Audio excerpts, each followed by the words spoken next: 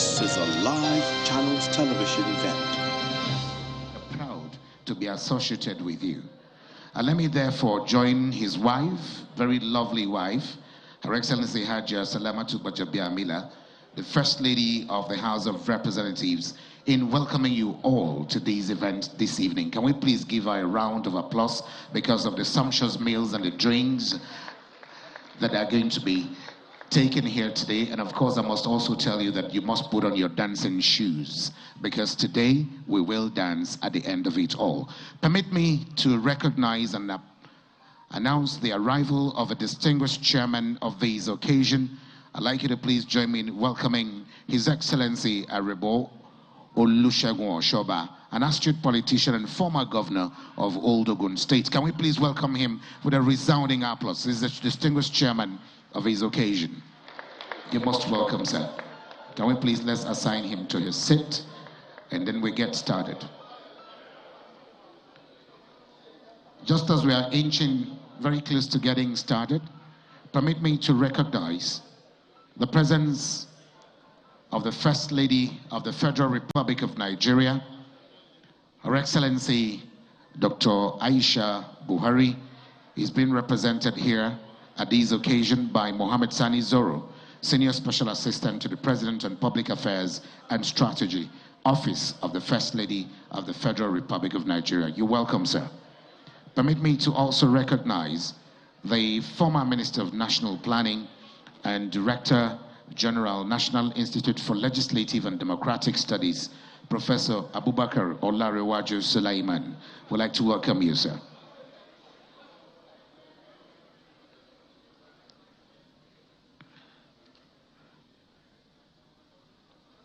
We welcome you again. I see him exchanging pleasantries with the First Lady of the House of Representatives, Mrs. Salamatu Gbajabiamila. You're most welcome, ma'am. We're getting started, but I just want to be sure that we are all seated. A few more guests have been expected, and so please permit me then to announce the presence of our chief presenter at this occasion, Tony Elumelu, CON, CEO UBA PLC and President of Heirs Foundation. We'd like to appreciate your presence. Can we please celebrate our chief presenter with a resounding applause, please? A round of applause for him. Thank you very much, Mr. Tony Elumelu, CON. I also did recognize, and because of the recognitions, the British High Commissioner to Nigeria, Your Excellency Catriona Lang. We welcome you. Thank you very much. A few more recognitions. We recognize the presence of Akinfolari Mayowa.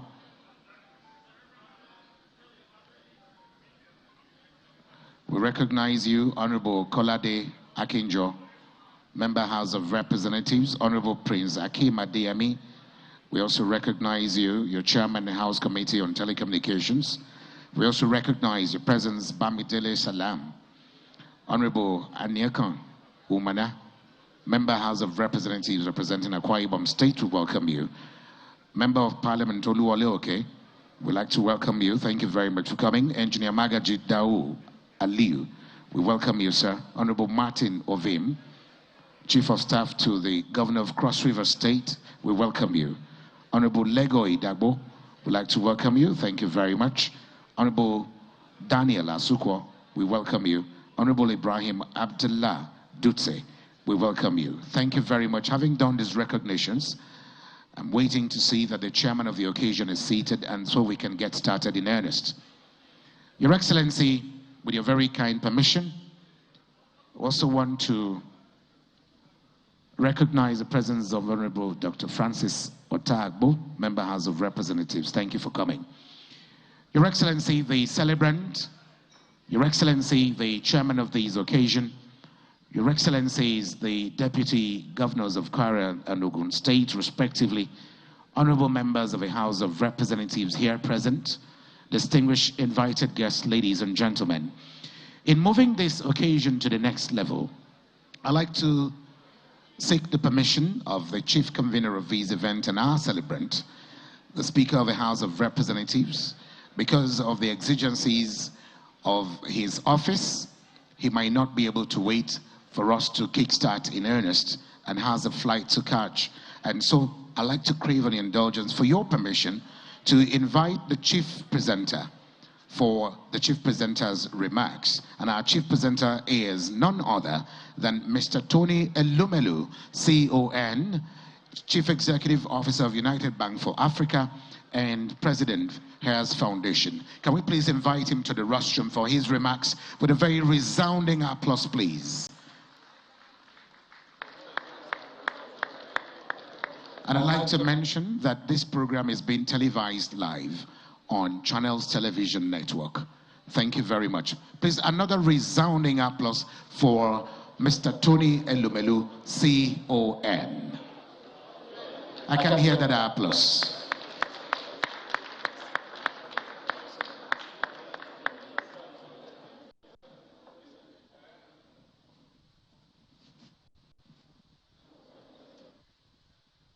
Good evening, ladies and gentlemen. Mr. Speaker, good evening.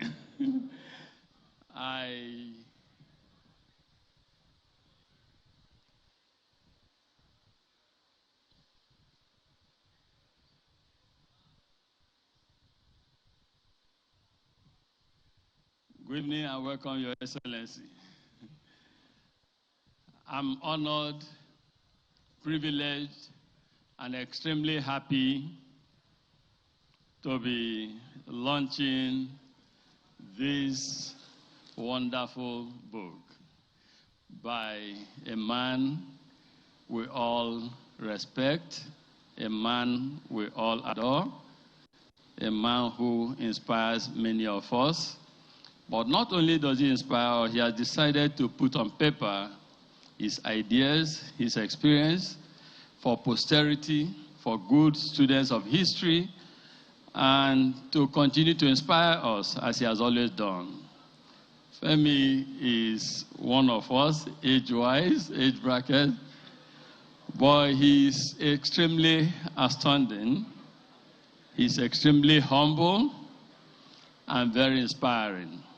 And this is one of the reasons his friends, we have all decided to stay by him and to honor him as he celebrates a very remarkable birthday.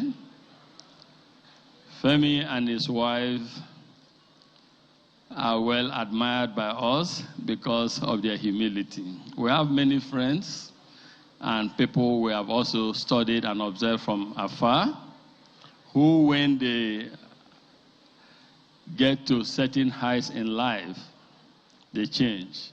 Either their accents, the way they talk, the way they greet, the way they carry on. But this man and his gorgeous wife have remained the same, true to themselves, who they are. And we do admire this. This book is very, very highly recommended to everyone. History is very important. Experience is even more important. And it is good that all of us, we must begin to show interest in how we are governed.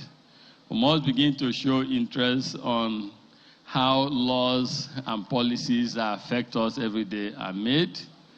And this, Mr. Speaker, the legislative life, service, and resilience of our dear Femi is a very good compendium, a good book that we should all read, internalize, learn, so that we begin to have a clearer understanding of what goes on in the chambers, the workings of government, things that happen behind the scene and things that we see.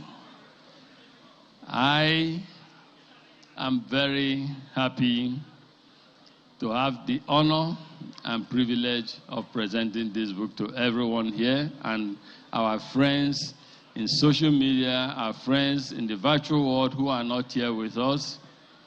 Try and get a copy of this book. Very, very elegantly designed too, I must say, just like the content.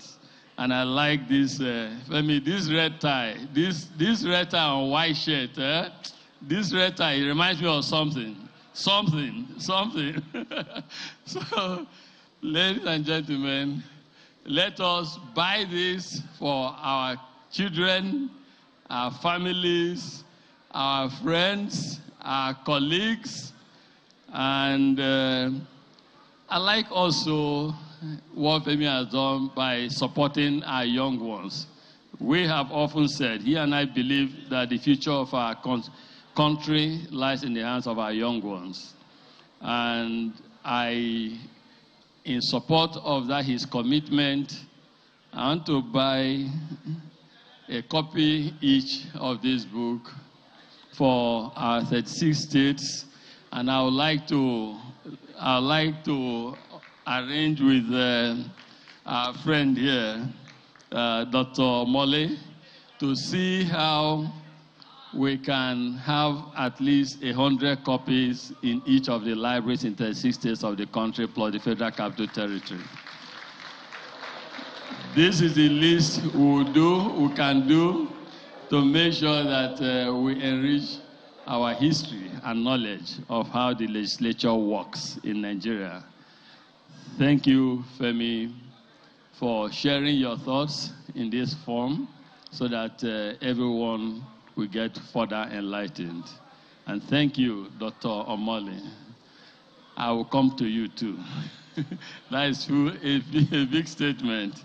Ladies and gentlemen, let's enjoy ourselves and make sure that we each and all of us will live with a minimum a copy of this today, and I will recommend it to everyone around us. Thank you very much. Congratulations, Femi and Madam.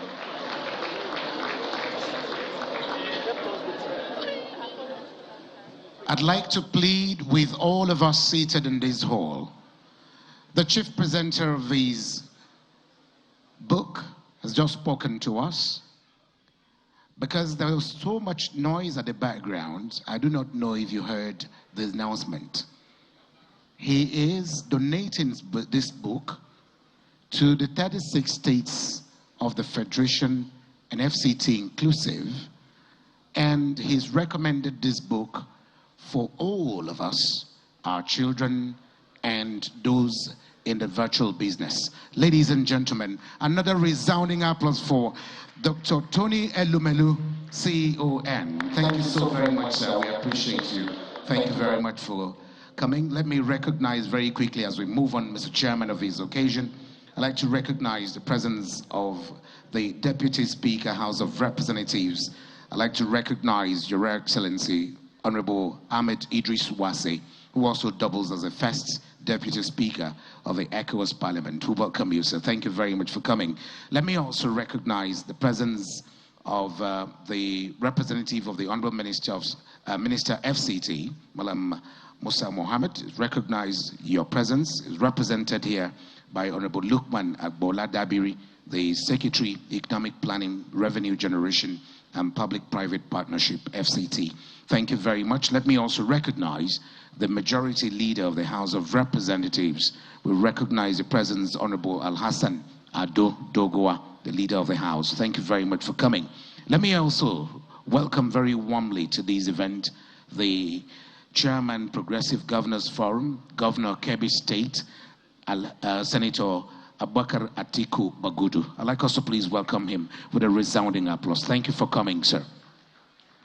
The distinguished chairman of this occasion, having listened to the chief presenter, it is then pertinent that we invite the distinguished chairman of this occasion to then give us his welcome remarks. The chairperson's remarks, I'd like to please ask that you join me in welcoming His Excellency Aremo Olusegun Oshoba, the former governor of Ogun State, an astute politician, an elder statesman, and a chieftain of the All Progressives Congress. Can we please welcome him with a very resounding applause as he makes his way to the podium for his remarks. Clap is very scarce here today, and I'm wondering why. in an occasion where we're all celebrating with a man that is full of life, a man that is very humane, humble, and one that loves very, very, very many people, especially the downtrodden. He's a man of many firsts. We'll be talking about him elaborately a bit later afterwards. Please, let's welcome the chairman of the occasion one more time.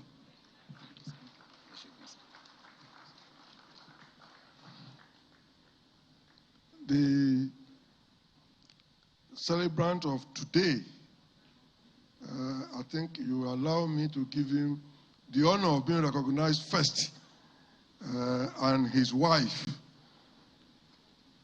The director of programs has recognized everybody, so I'll just say, Your Excellencies, ladies and gentlemen,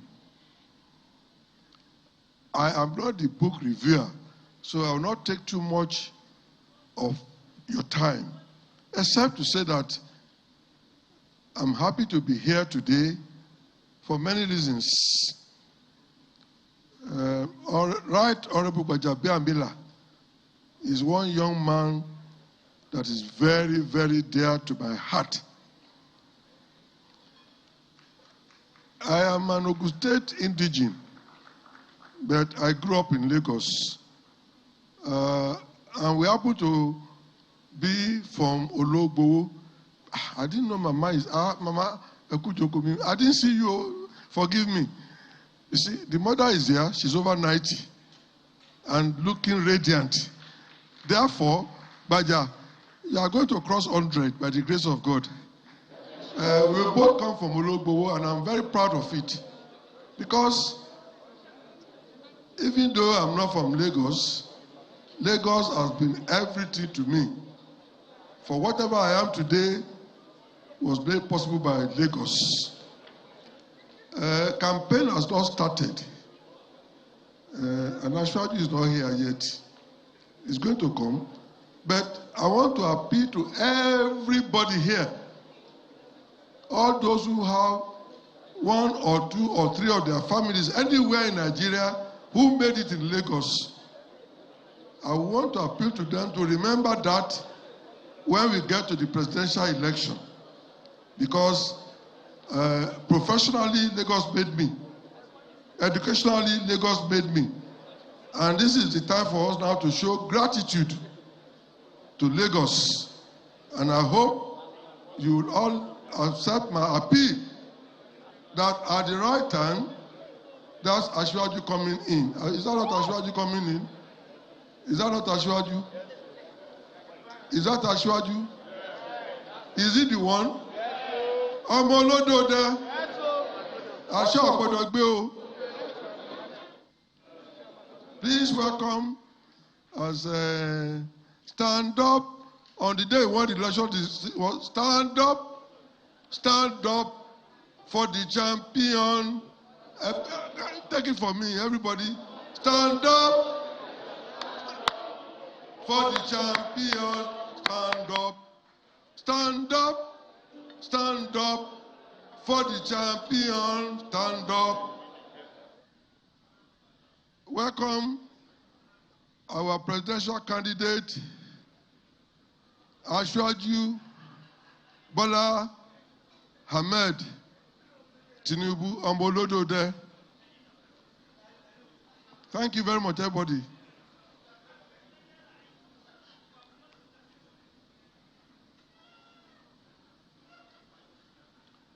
Jagaban, just as you were coming in, I was making an appeal that all of us that Lagos made, either in our professional standing, in business, in everything, I don't know of any tribe, any family in Nigeria that will not be proud of somebody who made it in Lagos and went back to the village to show the returns of the greatness of Lagos. And before you came in, I was saying that we are not to campaign yet. We shouldn't breach INEC rules. But when the time comes, we will come out and appeal to all those who have made it in Lagos and who are still making it in Lagos to please come out and give us a payback to Lagos State. By the grace of God, it will happen in Jesus' name. So for today, Gbajabiamila, Femi, I want to congratulate you. I want to thank you for your service to this country. I want to thank you for showing experience in the House. In your political life, you moved gradually, and I'm praying that you become the Pelosi, the Nancy Pelosi of Nigeria. Nancy Pelosi is a very highly experienced speaker of the Congress in the United States. And Gbajabiamila, having served successfully and having done so well, deserves to be given that support to make him an example of the kind of thing that we get all over the world. Legislating is not a very simple business, and experience matters. I'm just looking at Dr. Mamura here. He moved from being Speaker of the Lagos House to going to the Senate, and we all saw the performance. Just as when Gbaja was moving, he was moving step by step, and he had occupied so many principal offices in the House of Rep before he became the Speaker. And I'm hoping, I'm praying, by the time we inaugurate and swear in our president, Gbajabiamila will be there, and by the grace of God, may God hear our prayer that he becomes the Pelosi of Nigeria. So will it be in Jesus' name for you, Gbajabiamila. Thank you very much, ladies and gentlemen. Welcome. Thank you very much. Again, our very distinguished chairman of this occasion. The applause is not as resounding as expected. We can do better with that round of applause. I do know that after the primary elections, many of us are just meeting for the first time. Hence, there are a lot of conversations going on at the background. But I'd like to please plead with you that if you must talk, please talk in selutones so that it doesn't interfere with what we're doing here. But permit me to recognize the Jagaban of Borgu, His Excellency Ashiwaju Ahmed Bola Tinubu, the presidential candidate of the All Progressives Congress 2023 general elections. Can we please welcome him with a thunderous round of applause? You're most welcome, sir. Permit me then to also recognize the matriarch of the Gbajabiamila's dynasty. We recognize our great mommy in the house, Alaja Gbajabiamila. Please, can we give her a big round of applause? Mommy Ekaboma, thank you so much for coming. Let me also welcome and recognize the presence of Engineer Abubakar D. Aliyu, the Honorable Minister of Power. I would like to welcome you, sir. Thank you very much for coming. As I also recognize the Honorable Minister of State Health, Senator Dr. Oloronimbe Adeleke Mamora. Please, let's put our hands together for him with a resounding applause. I can hear that applause for him. Thank you very much for coming. We appreciate your presence. We're going to move on very quickly without much ado. The chief presenter has spoken. It is pertinent to also recognize the presence of the Honorable Minister of Finance, Budget and National Planning, Zainab Shamsuna Ahmed, represented here by Ms. Zainab Muazu, Mrs. and Mrs. Halima Dalhat. We welcome you. The UN country women representative to Nigeria and ECOWAS is also here with us, and would like to welcome your presence, Ms. Beatrice Nyong. Thank you very, very much for coming. I told you that this event is in two parts. The very first part is a presentation of the book, Mr. Speaker, which the chief presenter, Tony Elumelu, CON, has just done for us. The second aspect, which is the first of its kind in the entire legislative history of Nigeria, is the launch of the Legislative Mentorship Initiative put together by none other than the patriot, Femi Gbajabiamila. Can we applaud him, please? Can we applaud him? Thank you very much. And moving on very quickly, without much ado, just as I pleaded with us before now, I'd like that we speak in selotones so that we don't interfere and our voices would not interfere with what we're doing here. We need you to pay rapt attention to what's going on here. And at this point in time, Your Excellency, I'd like to invite Dr. Charles Omole, Special Advisor to the Speaker on National Security and Intelligence Reforms, and he's going to be talking to us from conception to writing to publishing. Can we please applaud him as he makes his way to the podium? Dr. Omole.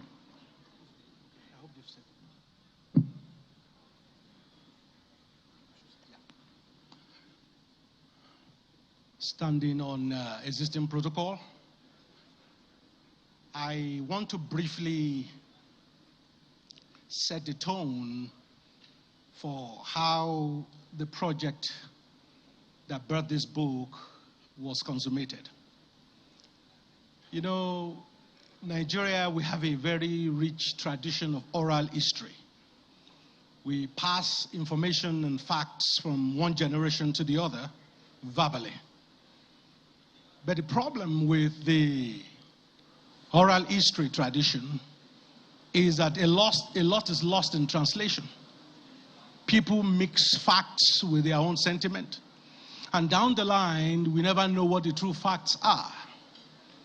That is why a book such as this is absolutely important.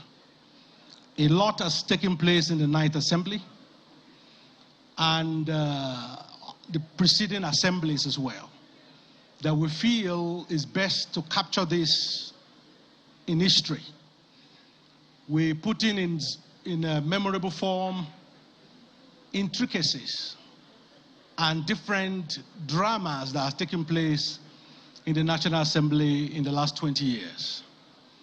So this is a book that was birthed out of necessity as we celebrate the Right Honorable Speaker.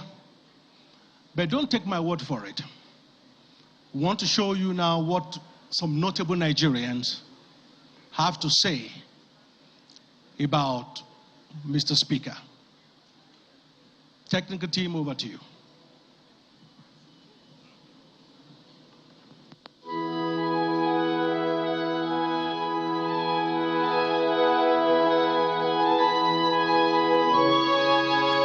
Not many know of his unique birth on that fateful Monday morning many years ago in Lagos State, where his mother brought him into the world with very little help before she could go to the hospital. My father had picked me up from school. I remember the day actually. He picked me up from school and said, "I've got some exciting news." What? And obviously I knew my mother was pregnant. I now have a baby boy. I'm so excited, God bless him. Because he was actually born in the house we were living in. My mother had a maternity home downstairs. So that he was born there because I guess labor was quick or whatever. Anyway, so he said, apart from what my father said about my brother, he said, and I delivered him. He told me that he delivered me. I said, oh, really? Yes. Obviously, later on, I got to know that, according to my mother, that he didn't deliver anybody. He was there, he was shaking, and it was my mother was directing him, get me this, get me that, while she was, because she knew that was her maternity and being a midwife. Femi is from a very good home, brought up by a good mother. I know you're growing up. No, so it's a thoroughbred and a very, very good home. No, I know that he was good. He did well in school because I was always had the opportunity of seeing his reports, so I knew he was good. From that humble yet dramatic beginning, he took his first steps towards being part of Nigeria's great history. I would say politics was an incidental finding. And by incidental finding, I would say where he didn't set out to be a politician. But it's like politics found him, or he found politics, and it was just a fit. He just went straight into it. And that's it. And the rest is history. I didn't expect him to join politics because he's like his late father. He's very good, outspoken, quiet, listener, and you won't do anything. But what is going to do is inside him? It's like that. So, and politics, one has to be tactful in anything, check anything before you voice anything. That's my fear about him. He's very outspoken. And I said, no, I refused. He said went to all the men, the leaders of the party, and then to come and to beg me to let him go into politics. When all of these things talking so much, he let go. I said, okay, I will be helping him by prayer. After a short sojourn abroad, he returned home to join in the effort of building Nigeria, a nation he loves, starting with the House of Representatives. Armed with passion, his trademark smile, and a flair for decisive views that cuts to the heart of legislative debates, he entered the National Assembly. When he assumed office, 3 months after, he always come to Lagos every 2 weeks, if not every week, and we will line up people in constituency. So he will meet with them, discuss 1 or 2 things where he can be of assistance. Then people will bring 1 or 2 problems. The one that he can do, he will tell them, don't worry, see so person, I will do it. The one he cannot do, he will tell them, I'm sorry, I can't do it. But later, when they left, we now told him, sir, politics is not play like this. You don't tell people you can't do it. He said, if that is where you play your own politics, me, I can't play politics like that. What I cannot do, I cannot promise. What I can do, I will do it. He's ready to help anybody that that needs the help, and also give advice to. And I think he got that. We all learned that from Mom. For almost 2 decades, he served his constituency, Surulere 1 in Lagos State, and Nigeria in the House. He has also served in several leadership positions, showcasing his diligent nature through his political, diplomatic, and legislative skill. As you may know, his period in the House of Representatives overlapped with my period as president. And I found a very pleasant human being, very respectful, very understanding, very attentive, and a man that I would say, hey, he understands Nigeria. He's in fact a Nigerian to the core. I observed Femi a long time ago, in the sense that when I was taking interest to watch the debates in the House of Representatives, he used to be on his feet most of the time. passionately defending the party, and the issues he believed in. He impressed me very much, very early on, as a committed member of House of Representatives. As a minority leader then, you can see he was playing the role of the minority, which was expected of him then. But again, when he sees issues about the country, it's not because he's a minority leader, therefore he will oppose.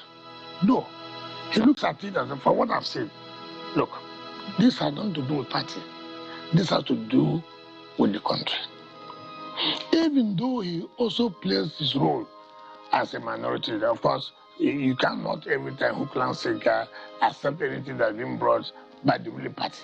You too have to say no, this ones will not agree. He was not a pretentious person. He would like to understand and know everything where possible. But he will also tell you that he doesn't understand this and wouldn't like to make any mistake or a mess of any situation, and therefore you ask you for the best way possible to achieve whatever it was that you wanted him to achieve as an individual member of the House or as a team. He's an all-rounder when it comes to parliamentary politics and parliamentary duties, because they're two different things. Politics to me is about managing people and situations, which I think he has handled well. That's where he is today. From serving as minority whip to becoming minority leader, he went further to become the majority leader in the House of Representatives and was crowned as the Speaker of the House of Representatives.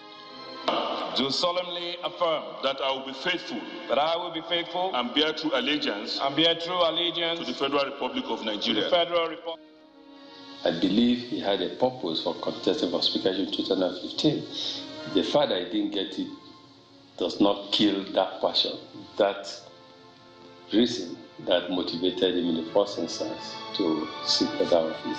And I think true to what we preach, in business, perseverance, tenacity, resilience, he continued, and 2019 he got it. I believe he has been very impactful. I took a lot of interest anytime I see him on session, how he related with the members of the House of Representatives, how he was speaking with them. And I think I consider him as a very inspirational leader. Being a House of Representative member, his enviable and unique position does come with its highs and lows. Yet, he firmly and decisively stands out in Nigeria's parliament. His vision, self-belief, and tenacity was clear from his youth. I guess that's why he's led a rancor-free Green Chamber. I hope his constituency will maintain the confidence in him because he is patriotic and an honest person. I have a lot of respect for him. The way he has been able to arrange, galvanize the House and organize the House, it's something that most people may take for granted, but for me in a leadership position, it's something that I must commend. Speaker Femi Gbajabiamila remains one of the most astute legislators in the Parliament of Nigeria, very forthcoming in terms of intellectual capacity, delivering with human face in terms of what he should be doing and what he's doing. And, very, very, very intelligent man that I see every minute that I'm with him. Every minute is important to me because I'm learning. You can see from that time that he became speaker. There's quite a lot of change in the running of the affairs of the House, the behavior of even members. Obviously, you don't expect everything to go, but I will give him, if I'm going to give him a mark of 0 to 100, I will definitely give him over 95. And he has a vision on how Parliament can participate effectively in their oversight role, to provide oversight role over the executive. As he marks another momentous year, his 60th birthday, the best thing anyone could wish for him is to continuously grow in and with grace, as well as never lose sight of his goals. Femo, Delia and I joined Salamatu, the family, friends, associates, and compatriots across the nation and abroad to celebrate your 60th birthday. I pray that you will see very many more years in divine health, in peace and joy, and that you will see your children and their children achieve greatness, and that you will also see the Nigeria of our dreams in your lifetime. In Jesus' name.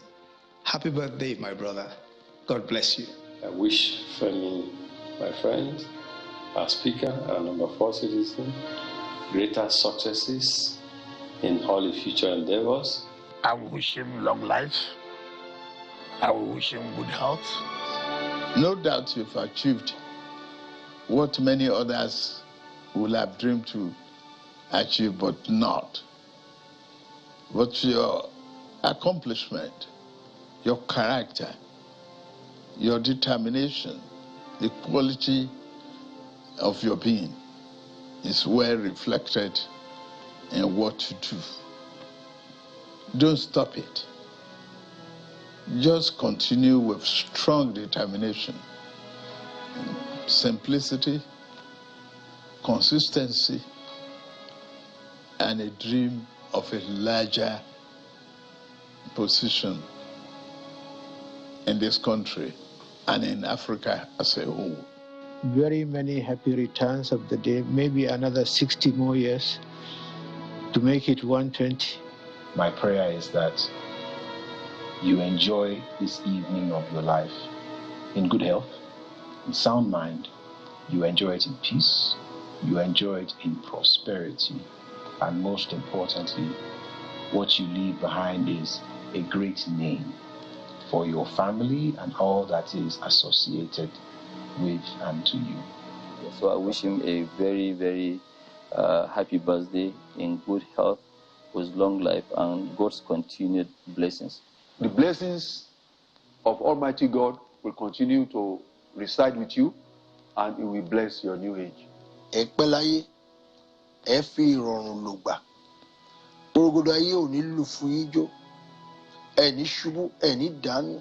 said we continue to be strong. And politically, I pray that whatever his heart desires, God will grant to him. However I wish to go, God will continue to be with him. There's a lot that we believe you can still give to Nigeria. There's a lot that we believe you can still, give to your children. And so that's why I will pray that for God to give you good health, to give you sound mind, to give you long life, on your 60th birthday. I want once again to congratulate him for having chopped 60 years of a very fruitful, eventful, and rewarding years on earth. May God prolong his life so that he can continue to serve the people of Nigeria and also serve the people of Africa. So I want to wish my brother, the Speaker of the House of Representatives,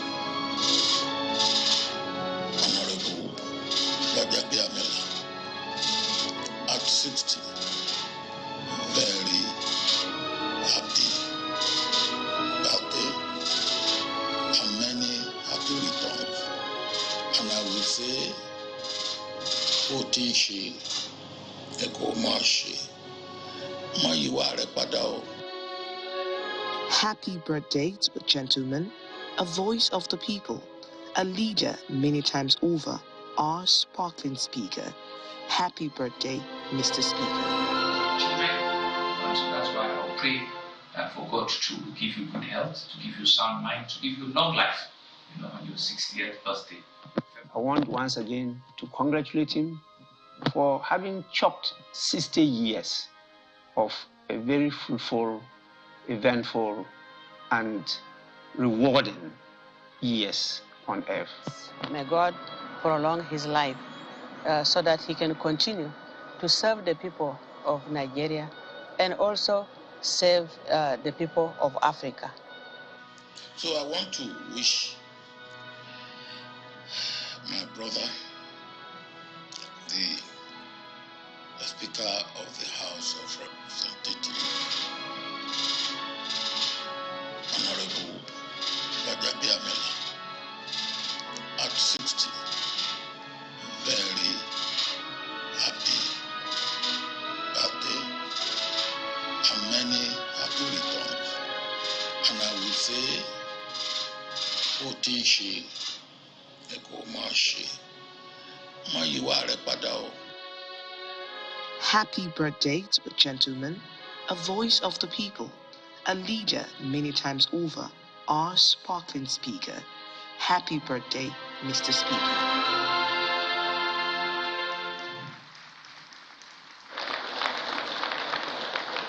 This is the very first time I'm getting such an applause. And he deserves much more than that. If you can do that one more time for the right honorable speaker. Thank you very much. I do know that if given the opportunity, many more persons, especially those of you that are physically present, and those joining us virtually. I saw Abike Dabri, I saw Honorable Omole, all of them online joining us virtually. We'd like to appreciate all of you. But let me mention very quickly that the #1 citizen of the Federal Republic of Nigeria, His Excellency Muhammadu Buhari, GCFR, President and Commander-in-Chief of the Armed Forces, and our special guest of honor at this occasion, this very special occasion, is represented by His Excellency Professor Ibrahim Agbola-Gambari, the Chief of Staff to the President. I'd like us to please applaud him. He's already seated here. Thank you so very much for coming, sir.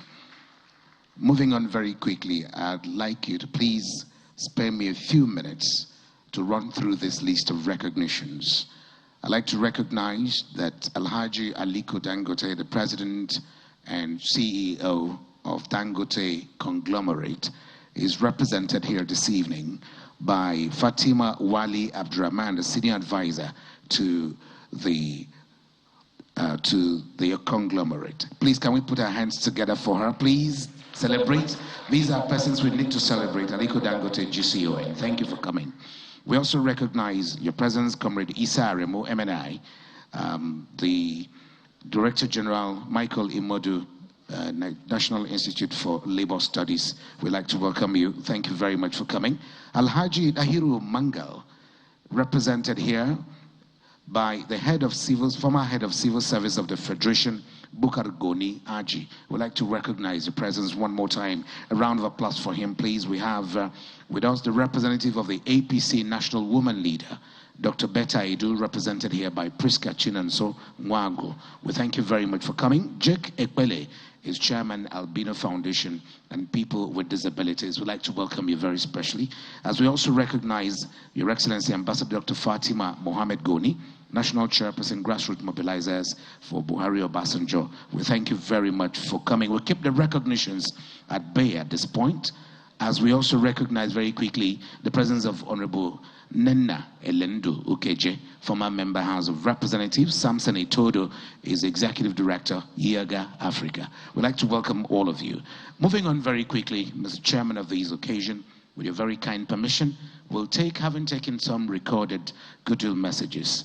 It is then the turn of some of us that are privileged to be here physically to then speak to the man whom we're celebrating here today. I call him a patriot par excellence. I call him a man of many parts. I call him the one who loves the women much more than the women love him, but his wife loves him so much more. And because he has proven that beyond reasonable doubt, as the first speaker to have given women members of the House of Representatives, female members, the opportunity to pick committees they want to belong to. No one has ever done that. Can we celebrate this gentleman with a resounding applause, please? I call him a he for she, par excellence. But at this point, would like to listen to the very first goodwill message physically at this event this evening. My honor and privilege to invite the British High Commissioner to Nigeria, Your Excellency Catriona Laing, BE. Can we please welcome her to the podium with a round of applause, please?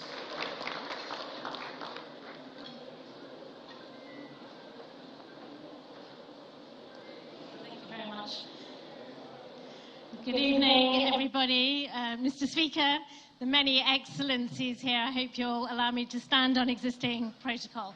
It is such a pleasure to be present at the launch of this book and also to mark the 60th birthday celebration of Mr. Speaker.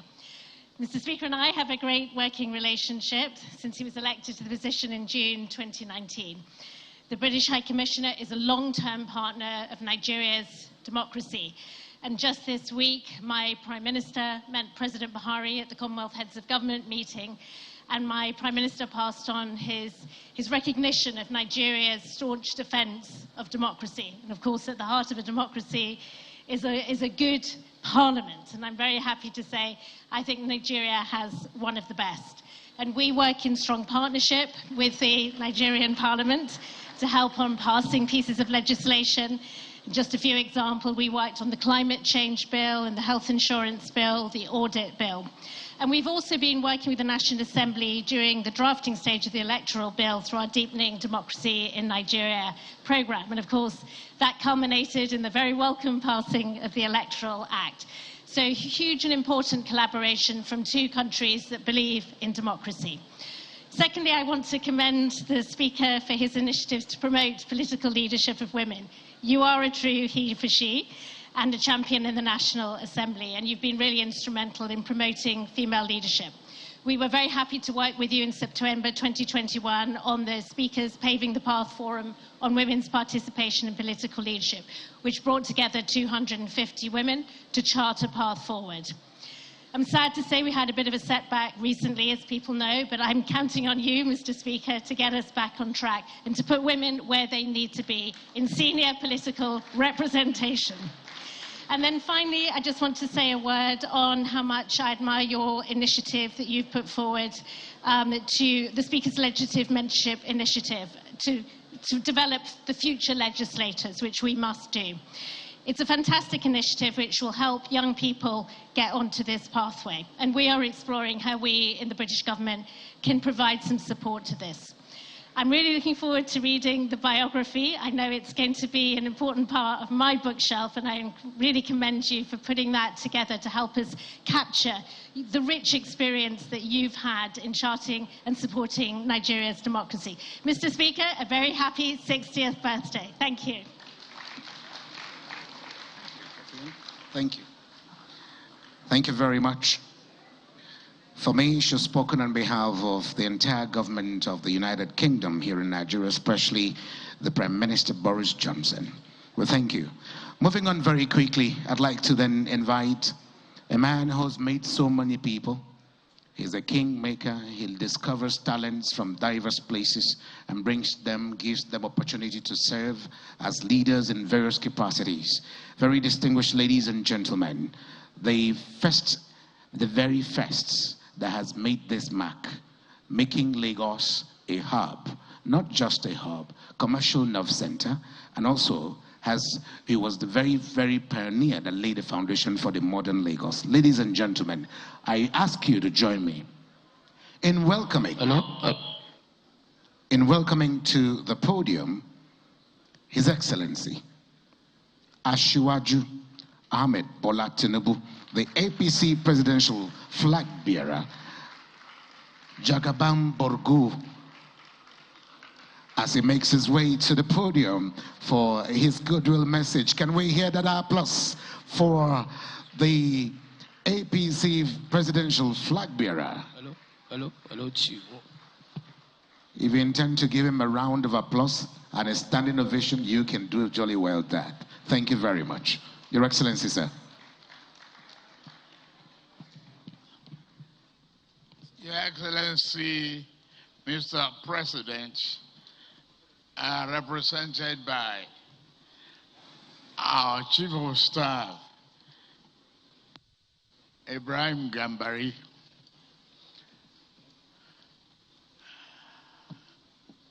My brother and the chairman of the Governor's Forum, Atiku Bagudu,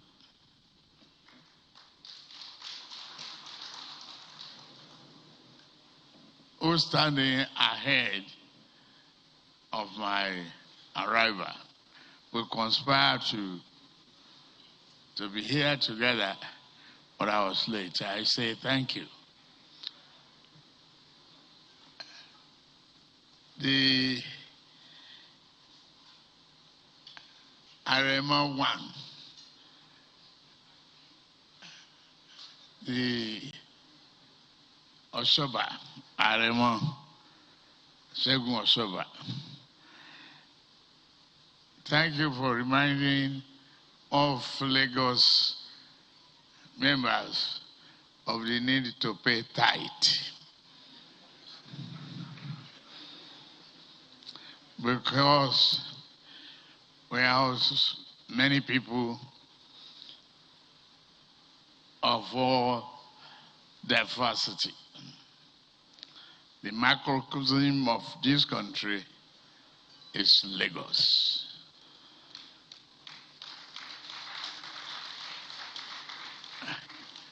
But Arema Oshoba and I had something to score. I don't know why the boundary of Ogun State will go beyond the water bridge leading to Lagos. I don't know why. I kept moving the Baba Orishas of Lagos to go past the hill, past the bridge. They will call me and say, no, Governor, you are encroaching. Till tomorrow, we have not settled that argument about the boundary of Lagos between Ogun State and Lagos. But we kept on in a very good heart, camaraderie, and association to make progress between the two states, and it's paying off. Thank you very much, my brother. Thank you. Today, we celebrate the House of Representatives of the Federal Republic of Nigeria. Yes, oversight responsibility is not easy, and democracy is full of twists and turns, conflict and conflict resolution. And we have them, and with an example of democratic value, honesty, and integrity. Thank you, Femi, for making us proud.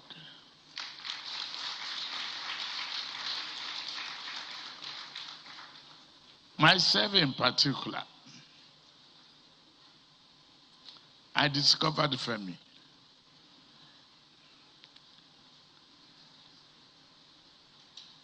as a potential politician.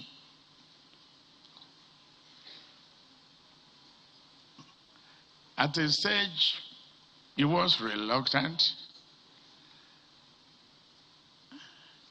As a man who just came from the bush of America,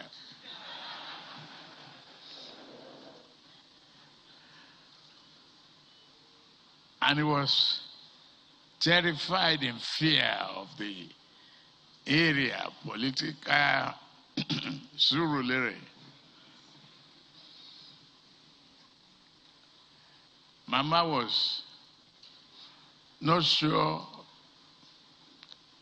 Alaja, the mother, I was a reputable and renowned politician, the first woman chairman of the local government they ever created.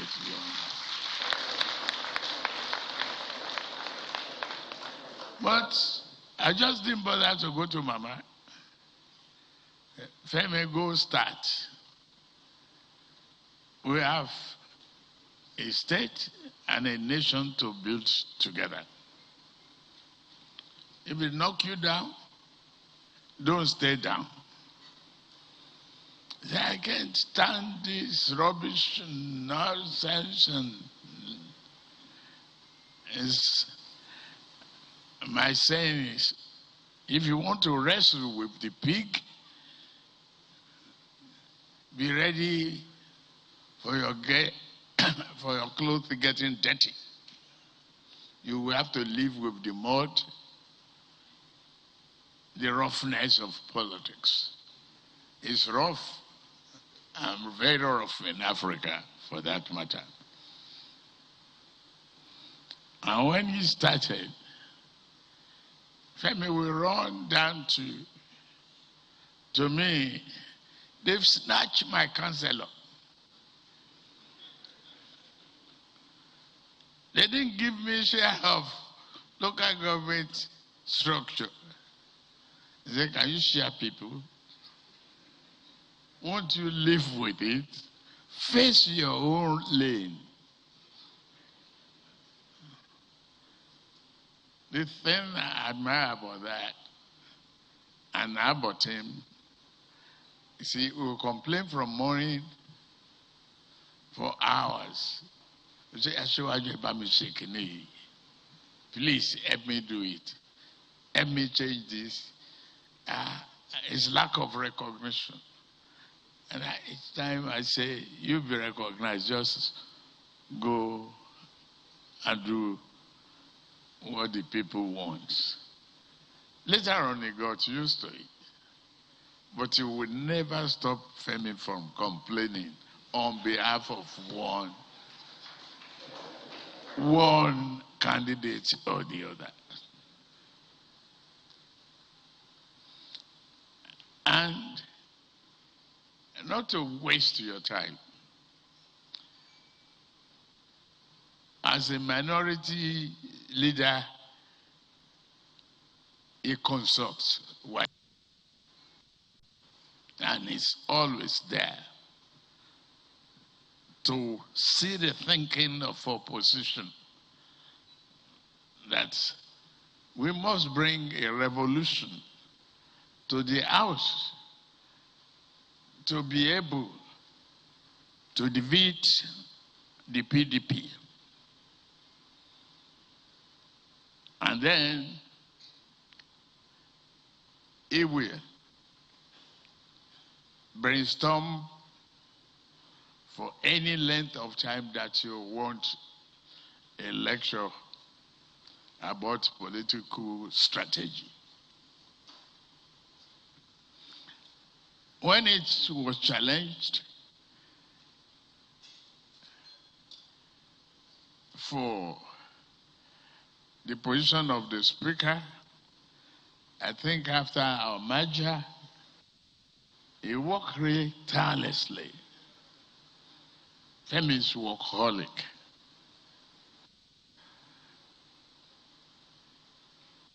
A of failure stared him in the face. He lost the election to become the speaker. I was close to tears, stamping my foot on the ground. We will win again. Femi, keep on. Pick yourself up. I am very proud of you that you did. You didn't give up. You did the opposition and the support job. You demonstrated what we learn from textbooks and other authors. That life is not about the education of one section of the society. Remember what we discussed about paying the WAEC fee of former Yauniboli. I had that idea. And my mom was alive then, asking me to see to it that each time I gave her money, it doesn't last. And I say, whatever you do with the money, I don't know, Mama. He said, no. I'm hoping don't do it. All those women there, their mothers, they want to pay WAEC fee.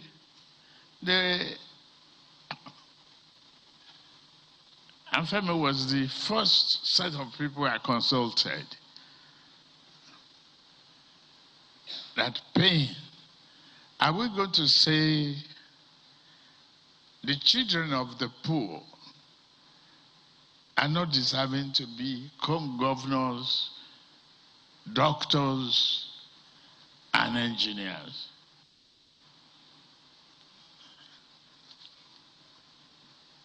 I said I was afraid. He said, do it. So that is how a junior brother can inspire a senior leader.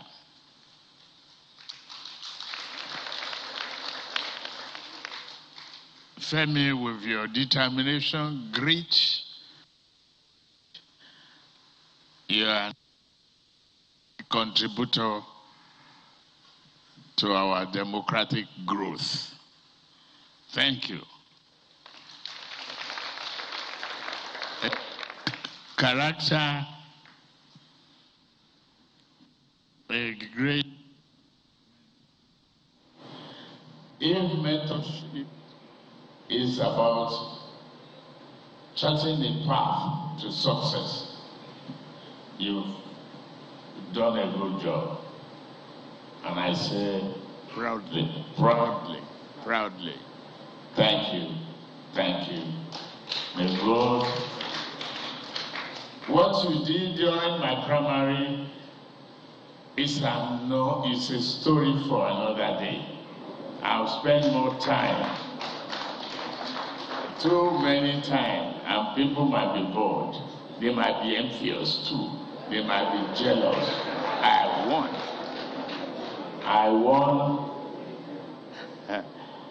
with a landslide.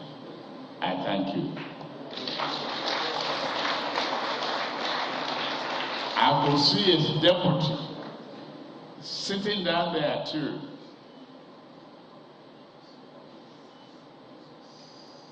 You are a very good symbol of unity, dependability, and honesty. Thank you. Thank you for both of you. You've not rocked the boat. I will need to learn from both of you how you made the peer work, because I'm still searching for my running mate.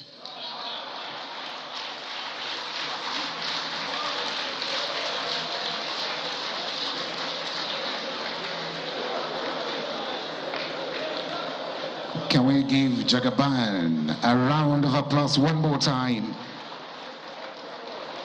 Your Excellency, Ashwaju Ahmed Bola Tinubu, the APC presidential flag bearer, with his own goodwill message and wonderful thoughts about the celebrant, the Right Honorable Femi Gbajabiamila.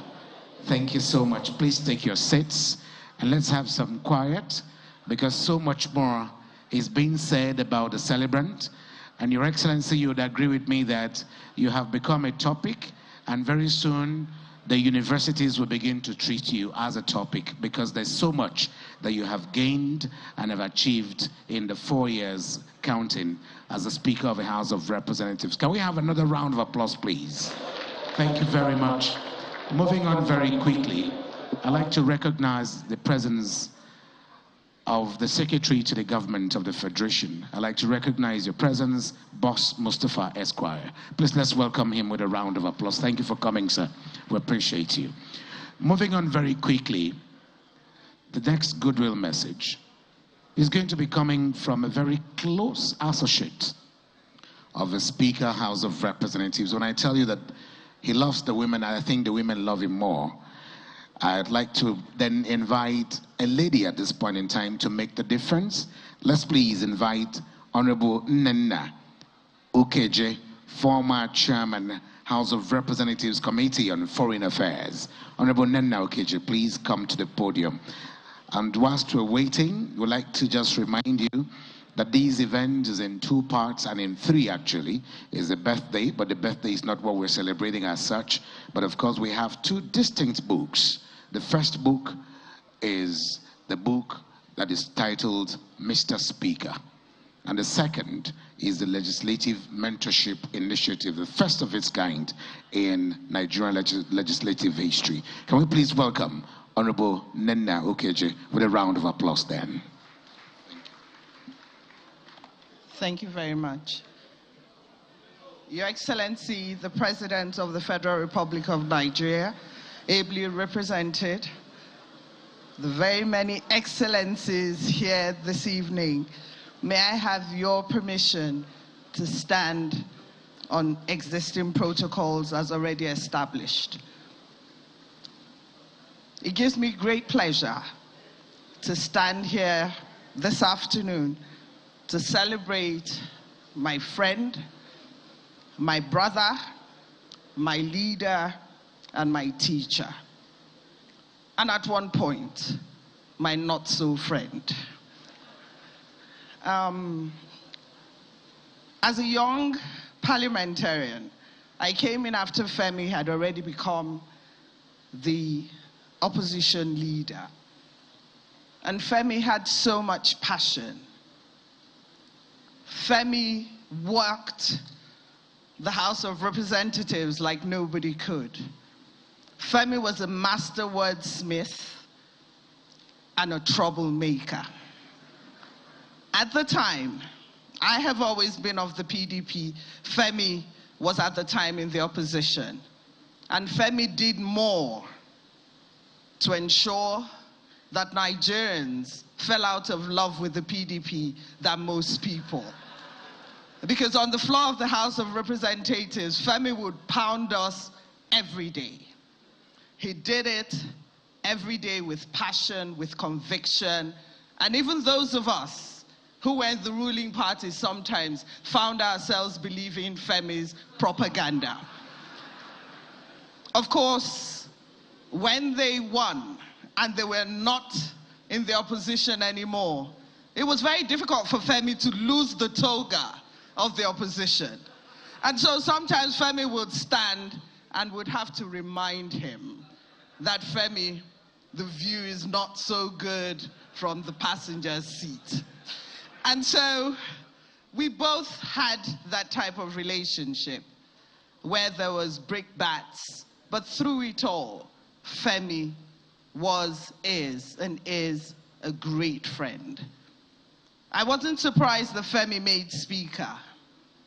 And at the risk of sounding condescending and patronizing my brother, you have made an absolutely wonderful Speaker, and we're all very proud of you.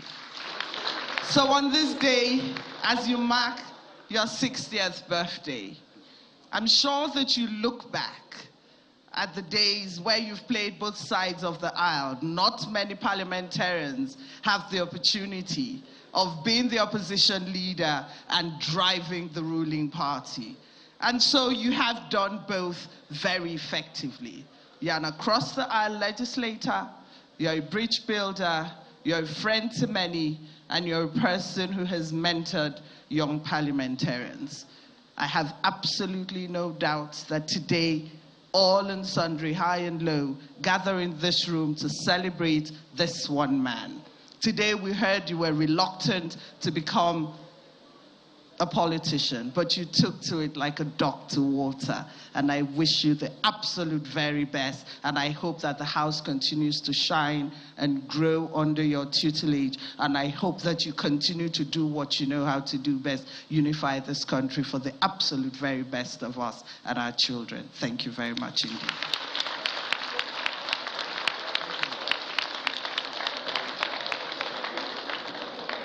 I told you she was coming to add impetus and value to what we're doing here. And I think Honorable Nenna deserves another round of applause, please. Thank you very much. Moving on very quickly, I crave on your indulgence, standing on the existing protocols.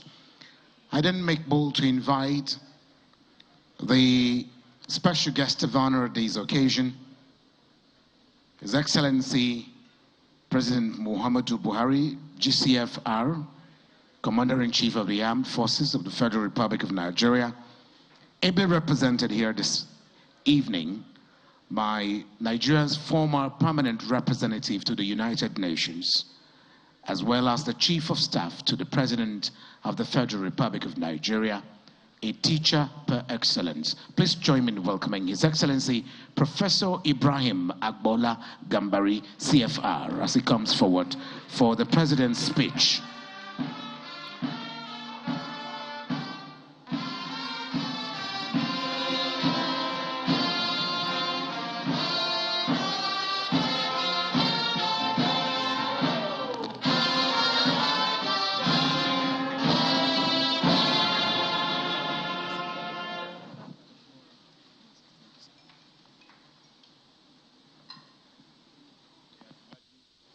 I think I need the mic. Ahmed Tinubu, the proud flag bearer of the APC for the presidency of the Federal Republic of Nigeria. The Aremo Segun Oshoba, former governor of Ogun State, and I hope that at some point, as the diplomat that I used to be for a long time, I'll be able to resolve the differences between Osun and Lagos State. And the division of labor will be very clear. The people of Ogun work in Lagos, and Lagos State gets all the income tax from them. That's a fair division of labor. I also want to recognize Alhaji Atiku Bagudu, the chairman of the APC Progressive Governors Forum, and of course, what has brought all of us together here, which is the Celebrant, the Right Honorable Femi Gbajabiamila, and his beautiful bride and wife, Salamatu. Please give them a round of applause. But don't stop the applause or hold the applause, because I want you to applaud another very distinguished person in this audience, Madam Gbajabiamila, the mother of the celebrant, who at 92 looks about 60, talks like about 60, thinks about like 60, and articulates like 60. No wonder the apple never falls too far from the tree. Distinguished senators and honorable members of the National Assembly, captains of industry, distinguished Nigerians, ladies and gentlemen. Now, I'm in an awkward position because my boss, His Excellency President Muhammadu Buhari, has already spoken virtually, and he has directed that I represent him physically on this occasion. So all I could just do is say, I agree totally with what my boss said. I'm going to sit down. But I wouldn't do that. I would just like to just add a few words. Now, it's very clear that those of us who got to know the Right Honorable Speaker a bit later, have learned a lot about him from what has been said ahead of me. But frankly speaking, those of us who have met him and known him at a later stage are not at all surprised by what has been said by former President Obasanjo, what has been said by former President Babangida, and also by Asiwaju. but because all of them are absolutely right and correct in identifying a true patriot. The Right Honorable Speaker feels passionate about Nigeria. He is a team player and also is very skillful parliamentarian, which has been testified to by the last speaker from this forum. For him, what matters is not so much the party differences, but what unites Nigeria and Nigerians.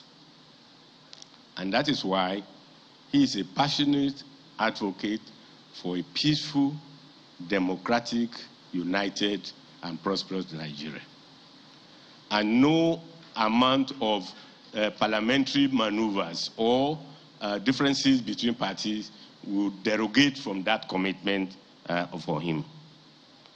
He even introduced a term which I felt a little bit jealous. I thought I knew almost all the terminologies about different types of diplomacy, from economic diplomacy, concentric circles of foreign policy, and all of that. He introduced a term which he called legislative diplomacy. Those of you who haven't heard about that, he felt that there are times when the executive arm of government may be hamstrung in foreign affairs, and therefore seizes the opportunity to introduce and inject the legislature. How did this happen? There was the issue, almost perennial issue, of the relationship between Ghanaian traders and Nigerian traders in Accra, Kumasi, and other parts of Ghana. Well, it's been handled, and sometimes it almost gets out of hand, being handled by ministers. But he went there, he went to Accra, met with his colleagues and who are parliamentarians, and they made tremendous impact on trying to resolve this. So please give him another round of applause for introducing and practicing a new form of diplomacy which he called parliamentary democracy. Now, Mr. President is very proud of the fact that he didn't need to interfere in how the National Assembly works, because he had, first, the party, it's a happy coincidence, the party controls both the Senate and House of Representatives, but he also appreciates the leadership of both the Senate and especially the House of Representatives. And therefore, he feels that with capable hands heading both chambers of the National Assembly, there's no need for him to interfere. But it's also the fact that under the leadership of the Speaker of the House of Representatives and the President of the Senate, there is not this automaticity of always being antagonistic to the executive. And both the Right Honorable Speaker, whom we are celebrating today, and his colleague in the Senate, have agreed that the role of the legislature as an arm of government is not to be antagonistic as a matter of routine, or for that matter to be subservient at all times, but to be partners for good governance and to address the issues that touch the ordinary people of Nigeria, the millions of people of Nigeria. So no automaticity of opposition or antagonism, and no subservience either, but true partners in making Nigeria a much better country and working for what is the ultimate objective of government, which is to get the greatest happiness of the greatest number of the people of Nigeria. So once again, on behalf of my boss, our leader, His Excellency, the President of the Federal Republic of Nigeria, I say congratulations to a great Nigerian, a true leader, a skillful parliamentarian, and to wish him many, many happy returns of the day. Congratulations, Mr. Speaker.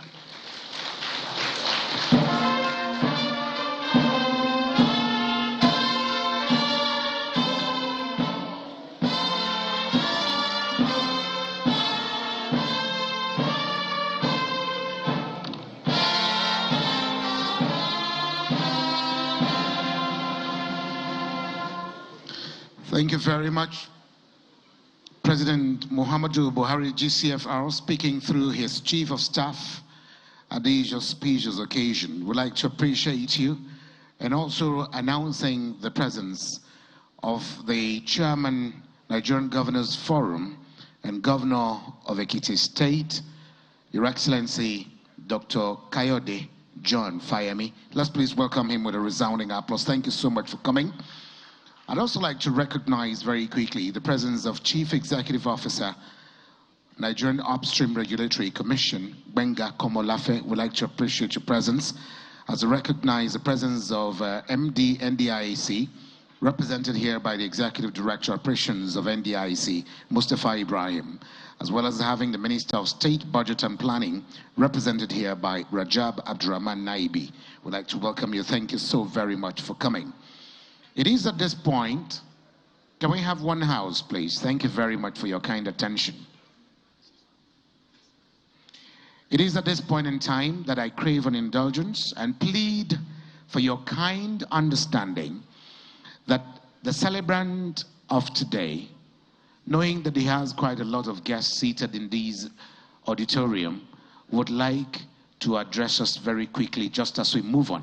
I find it pertinent to then invite him, and I dare say he is a patriot, a gentleman, a legal luminary par excellence, one who also loves the downtrodden and speaks for the voiceless, a he for she, intelligent, witty, visionary, dynamic, one who has brought dexterity, panache, and class to the exalted office he occupies as a Speaker of the House of Representatives. If your hands are not busy, can we please welcome Mr. Speaker, the Right Honorable Femi Gbajabiamila.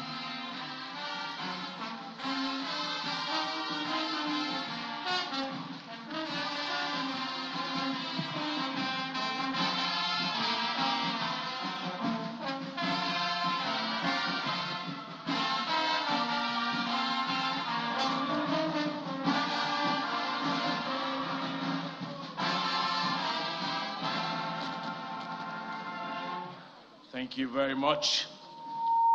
His Excellency President Muhammadu Buhari, GCFR, President of the Federal Republic of Nigeria, ably represented by no other than Professor Ibrahim Gambari, his Chief of Staff.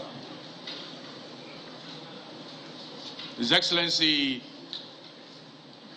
Ashiwaju Bola Ahmed Tinubu, my boss, my mentor and my benefactor, the Jagaban Bogu, leader of our great party, the All Progressive Congress. The chairman of this occasion, His Excellency Olusegun Oshoba, former governor of Ogun State, who has always been there for me at any point in time. The Secretary to the Government of the Federation, Excellencies, governors here present. Of course, you know, when you have a long list of you experience some faux pas and things you shouldn't do. I've missed my brother, my partner, my friend, the Deputy Speaker of the House of Representatives, Idris Wase. The senators and members of the House here present today, honorable ministers, members of APC National Executive, last but certainly not the least, my mother, my wife, my family members here present. We have gathered today to present to the public a book written by Dr. Charles Omole and Musa Abdullahi Krishi. It's an account of my time in Parliament, focusing on some of the most consequential moments so far. But this gathering is more than just about this book. It is a reunion of family, friends, and allies to acknowledge the passage of time, reflect on the long road that has brought us thus far, and give thanks to God Almighty for all that is and was, and all that yet will be. They say that history is the victor's tale. I do not agree. History is the story we tell about ourselves. History is the records we keep to remember and to be remembered. History is in the collection of our various fragmented memories of the experiences of our lives. Nobody gets to live forever. By documenting history in books and film and pictures, and by all other available means, we make ourselves part of the timeless fabric of humanity. That is as close as to immortality as we can hope for. With this book, the authors, Dr. Charles Omole and Musa Krishi, have done their part to make the stories that appear therein into timeless tales and confer immortality on the people whose memories are collected in this book. For that, I am thankful to them and all those who contributed to making this book possible. We owe it to ourselves, to each other, and the future generations to document our stories and the records of our time here. This is one way to ensure that the experiences and lessons of our lives will continue to inform and inspire and provide warning and guidance long after we are far removed from this earth.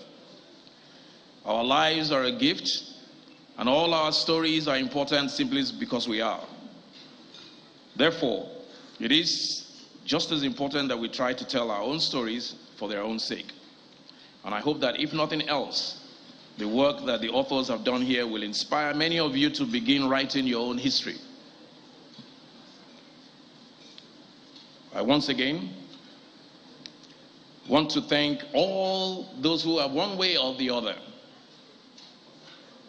either by action or omission, that have contributed somehow. I may not even have known that they have contributed somehow to my development as a man, and as a politician, and as a speaker. And there are many of you. But of course, there is also Asiwaju Bola Ahmed Tinubu, my colleagues who have sustained me in office, because they are the ones that we really want to celebrate today. Because without them and without the issues and the things that developed whilst I was speaker, whilst I was minority leader, whilst I was majority leader, there will be no stories to tell. They are the real stories. They are the real heroes. And this is all about them and about all those who, like I said, have contributed in no small way to making me who, or the man that I am today. Asiwaju Bola Ahmed Tinubu, you left with a parting shot. You said you didn't have a running mate yet. Asiwaju Ahmed Bola Tinubu, we have talked and talked, we have talked about the issue of running mate. You said when you were giving your address, and you gave an anecdote, as many years ago when you consulted with your younger brother on the issue of WAEC. And that consultation bore fruits, and many are enjoying the WAEC policy that you started. Asiwaju Bola Ahmed Tinubu, I live with my own parting shot. I ask, if you want a real good running mate, it is now time again to consult with your younger brother. I will give you a running mate that you will enjoy working with. But this time the consultation, I promise you, will not be for free. Thank you very much, and God bless you all.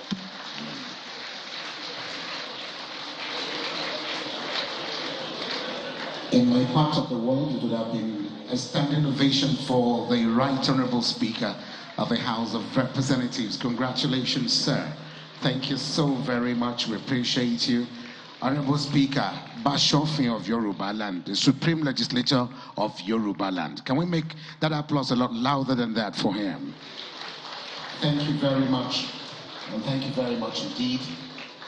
Permit me then to recognize the presence of someone who's been here all evening. She's been here earlier than quite a good number of us. The Managing Director, NIGCOMSAT, Dr. Abimbola Alali. We'd like to welcome you. Thank you so much for coming. We'll recognize your presence, Distinguished Senator Abu Ibrahim.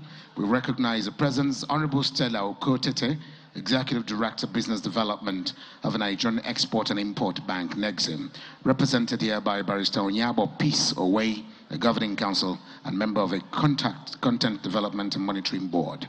We also like to recognize very quickly the presence of MD PPMC, Malam Isyaku Abdullahi. Thank you very much for gracing this event. As I also make bold to recognize the presence of Dr. Felix Ali, Director, Media and Corporate Communications, the Director, representing the Director General, Space Research and Development Agency. We welcome you, Dr. Ahmed Halilu Shaba. I'd like to once again recognize the leader, the majority leader of the House of Representatives, Honorable Alhassan Adodogoa. We welcome you and thank you very much for being here. Moving on very quickly, Your Excellencies, very distinguished ladies and gentlemen, it is now the turn of the only one person who was privileged to see the book before it was published. The person who had the opportunity of reading through the thesis of this book and of course made his own contribution legally because he's a legal luminary. I promise you, you'll enjoy the review of his book. And to do this for us, I'd like to invite Dakas Clement James Dakas, PhD, Senior Advocate of Nigeria. As I mentioned, he's a Senior Advocate of Nigeria and a Dean of Faculty of Law at the prestigious University of Jos. He's also a former Attorney General of Plateau State, a legal luminary of very high repute. I'd like thus, please, if your hands are not busy, let's welcome him to the microphone for his book review. Thank you very much. Your Excellency, the President of the Federal Republic of Nigeria, ably represented by the Chief of Staff to Mr. President, Your Excellencies, distinguished ladies and gentlemen, please permit me to adopt the protocol because of the constraints of time. I'm deeply honored and I count it a great privilege to review this very important book titled Mr. Speaker, The Legislative Life, Service, and Resilience of Femi Gbajabiamila.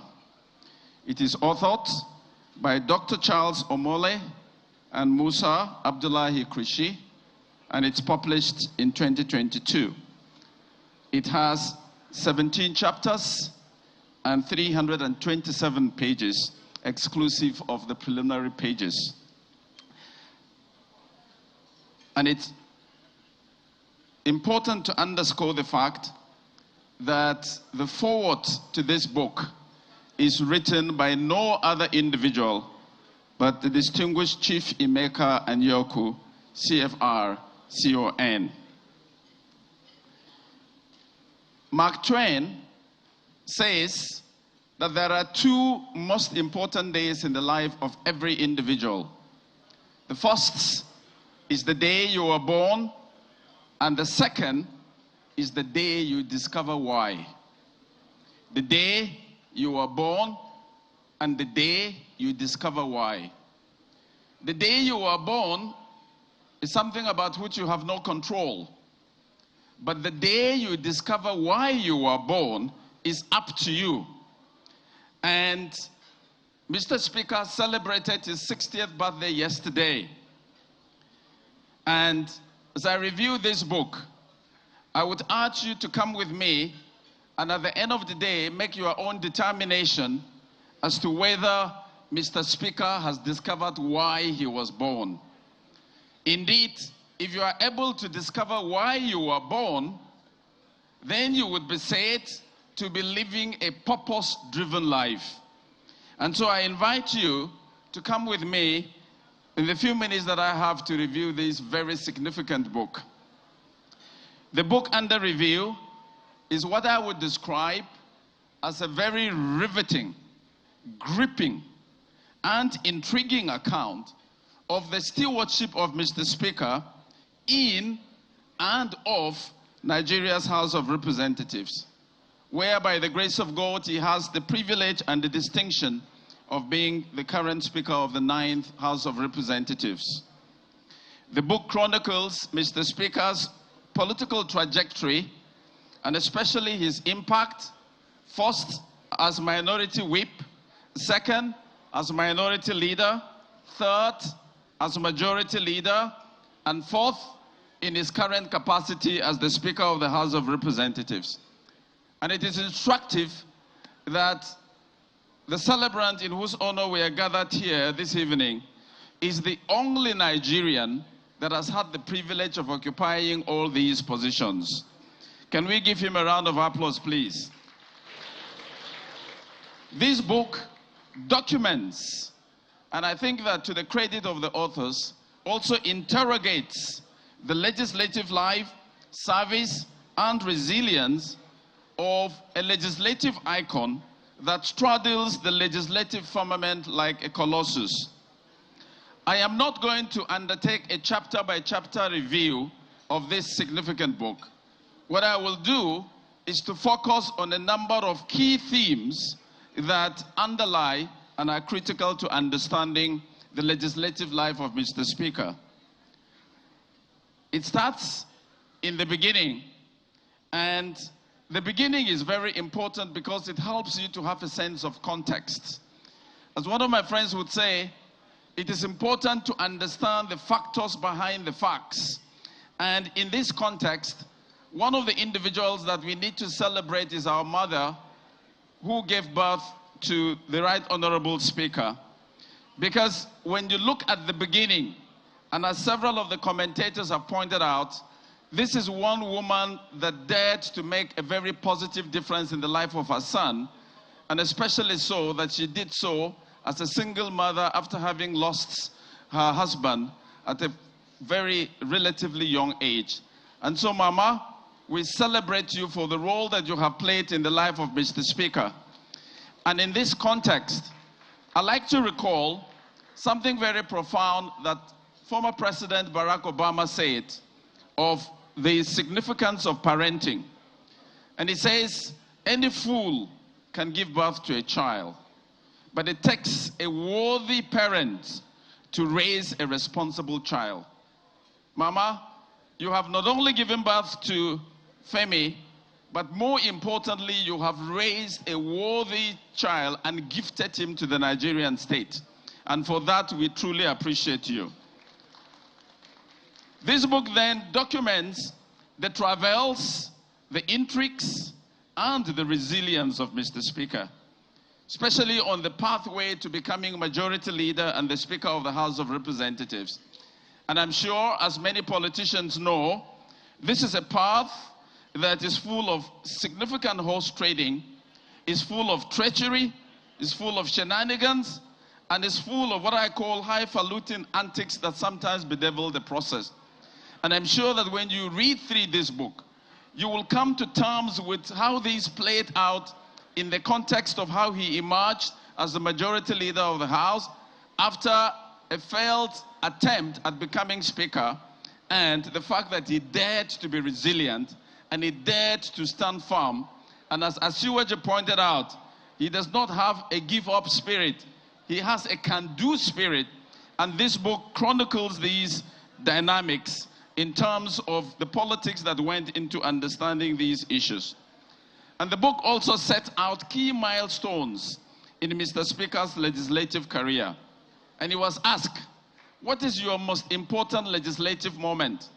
And Mr. Speaker pointed to the very significant, well-documented role that he played in killing, to use his own words, the third-term agenda.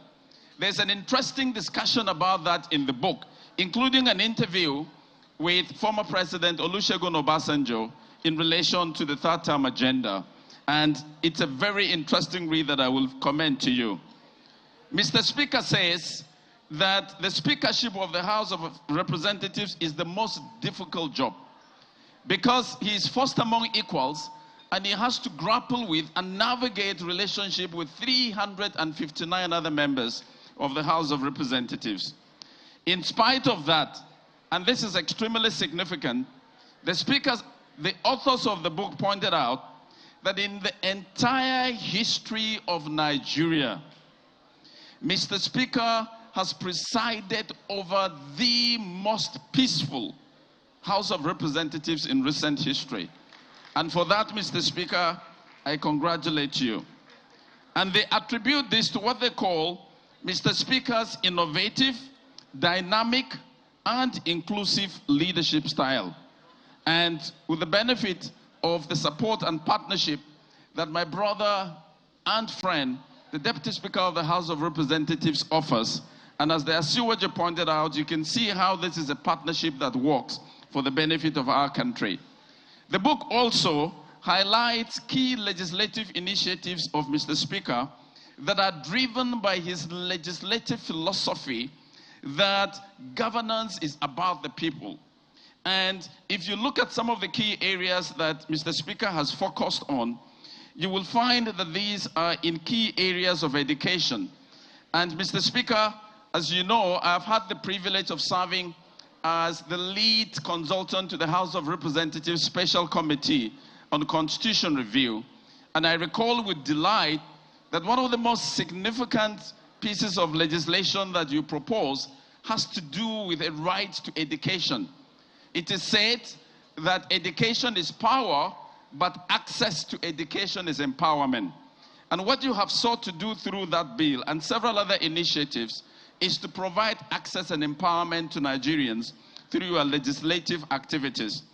And if you look at some of the bills that you have sponsored that deal with the very significant issue of devolution of power, electricity power sector reform, workers' rights, and as the British High Commissioner pointed out, the place of women, the gender question. And Nigerians would recall that when in the course of the constitution alteration process, some of the bills that had to do with women did not scale through, Mr. Speaker remained dogged, did not give up, and reactivated some of these bills, and they are still part of the ongoing legislative process. And this book documents that significant role that you have played in that respect. In terms of constituency representation, I would simply refer to a very profound saying by one of your constituents, that in fact, through your very impactful interventions in the lives of your constituents, one of your constituents says that Gbajabiamila can make one to become insane because of the way that you have made a difference in the lives of your people. And so they would say that in Surulere 1 constituency, if you go here, it's Baja this, you go there, it's Baja that, and you go there and it's Baja everywhere. And this gives you a sense of the quality representation that Mr. Speaker offers. But why does Mr. Speaker do this? And Mr. Speaker quotes Winston Churchill, and he says what drives him is this very powerful quotation by Winston Churchill, who says, we make a living by what we get, but we make a life by what we give. We make a living by what we get, but we make a life by what we give. And it is because of this impact in the lives of your constituents that you are in your 5th consecutive term as the representatives of your constituency. And not surprisingly, you won the last party primaries unopposed. One of the things that you will also find interesting, and again I would commend the authors for this, is what they call the Tinubu School of Politics.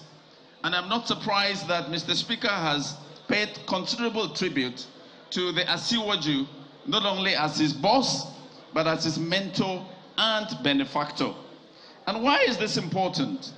As has been widely documented, the Asiwaju is known to identify talents and to nurture them.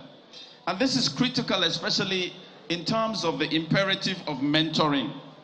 Isaac Newton, the famous scientist would say that the reason I've been able to look far into the future above others is because I've had the privilege of standing on the shoulders of giants. And when these giants avail their shoulders, we need to leverage them. And what you will then do in terms of the very cutting-edge issue of legislative mentorship initiative is actually to provide you a giant shoulders so that young men and women will have the privilege of the opportunity to better understand the workings of the legislative arm of government, which in our country, unfortunately, is one of the least understood. And my prayer is that this legislative mentorship initiative will succeed and will provide that platform for young men and women to dare to dream, to be the best they can be and better, especially in understanding how they can use the legislative process in order to build a better country. One of the other issues you will find very interesting is Mr. Speaker's commitment to institutions. And this is extremely important because in our country, there is often a danger to focus on the personality cult.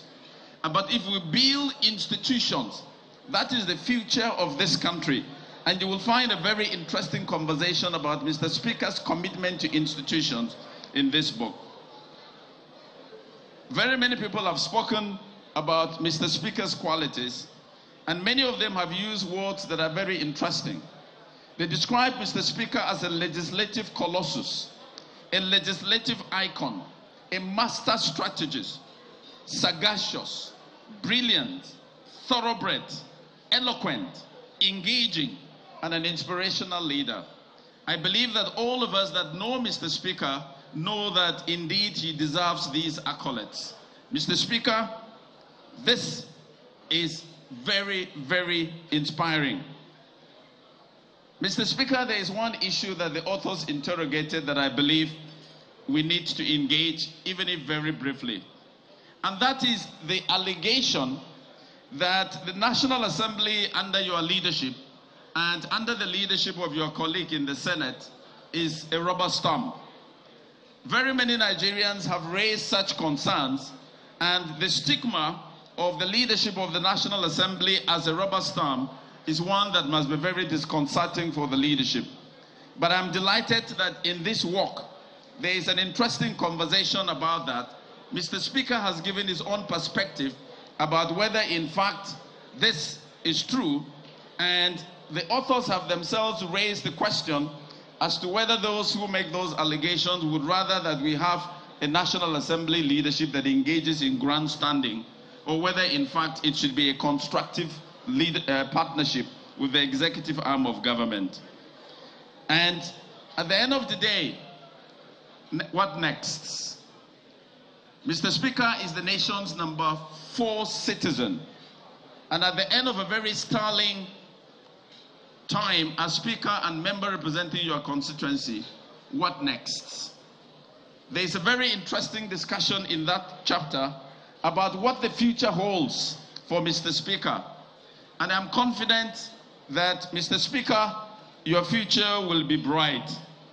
And I hope that all of us will stand with Mr. Speaker to make sure that that objective is attained. I would like to commend the authors for a very excellent work. I've gone through the book. The writing style is easy to follow and is devoid of the kinds of jargons that make reading books extremely difficult. And I'm delighted to note that the authors accomplished this task within a very, very short time of less than 4 months. And so, ladies and gentlemen, I would urge you to please acknowledge the authors for this excellent work that they have done.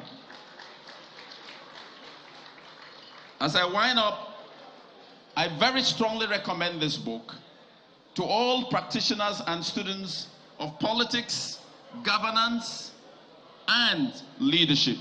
And I would say, without any iota of doubt, that if there is one book on politics, leadership, and good governance you should read this year, this is the book that you should read.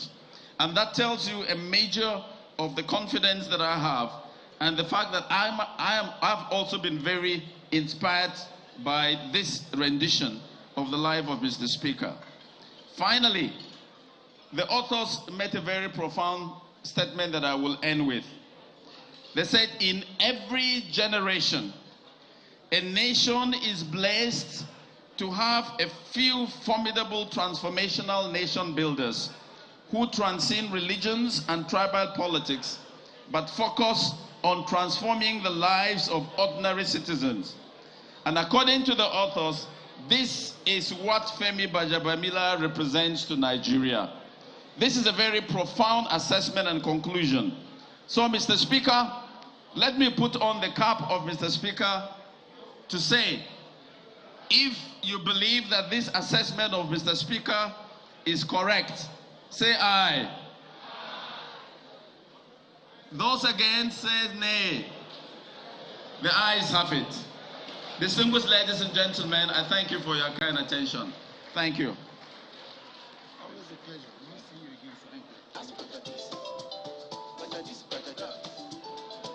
again. I'm not satisfied with that round of applause. Can we make it a bit louder? Just as we give him a round of applause, we also must thank all our brothers and sisters.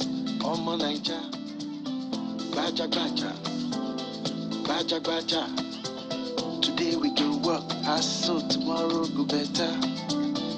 Anyway, Thank you very much. Thank you for that interlude. But please, quickly, I'd like to plead with all of our guests. The biggest part of this event is just about unfolding. And so we'd like to plead with you to please take your seats as we inch very close to hitting the gavel when the biggest part of this event unfolds. But very quickly, I'd like to recognize the Chief Executive Officer of Upstream Petroleum, Nigerian Upstream Petroleum Regulatory Commission. The Chief Executive Officer would like to recognize Mr. Benga Komolafe and the MD PPMC Malam Isiaku Abdullahi. Thank you so very much for what you're doing. As we recognize the presence of the Honorable Minister of State for Industry, Trade and Investment, represented here by Oluwadamilola Obajulua, the TA to the Honorable Minister. We thank you. Thank you very much for coming. Dr. Linus Okorie, the CCO Gotney Leadership Institute is here with us. We'd like to thank you. Moving on very quickly, we have yet... Can we please have some quiet in the House? If the House of Representatives were in session, the Chief Whip would have asked that we please keep quiet, but I'm not the Chief Whip. I can only but plead with you that we please observe some quiet in this hall, please, so we can listen to ourselves. There's so much politicking going on, and this is not a political gathering, much as the gathering is of a politician, an astute one, an astute administrator, and a very highly cerebral legal luminary, Speaker, House of Representatives. Your Excellency, the distinguished chairman of this occasion, moving on very quickly, having listened to the review of the book, Mr. Speaker, by Professor Dakar C.J. Dakar's PhD SAN, it is then my honor and privilege to invite the authors of this book to then please do us the honor of reading a bit from one of their selected chapters. Can I please, first of all, invite Musa Kirishi to please step up to the podium. I'm happy, Mr. President, Representative, I'm so happy to be standing in the Oval Office of the Speaker. This is just a replica of the Oval Office of the Speaker of the House of Representatives. Your Excellency, thank you for giving us the privilege to be standing here, sir. Thank you very much. Musa Kirishi will blaze the trail with a reading from the book. Thank you very much. Your Excellency, the President of the Federal Republic of Nigeria, President Muhammadu Buhari, ably represented here by the Chief of Staff, in person of Professor Ibrahim Gambari, Your Excellency, the presidential candidate of the APC, Your Excellency, the Speaker of the House of Representatives, Ladies and gentlemen, I plead to please observe the existing protocol. Now, my job here is to read some lines from the book. And there's a section of the book that talks about Mr. Speaker as an Omoeko. An Omoeko means Lagos boy. So, I read thus. Lagosians are known for their uniqueness. They have talent, they have swag, they have intelligence, they have exposure, they are excellent and always want to excel. They want to be the best wherever they are. They are sociable and many more. In this regard, Gbajabiamila represents the typical Lagos boy. But we probe this further from those that have known and interacted with him for quite some time. What did we get? We got intriguing and divergent answers.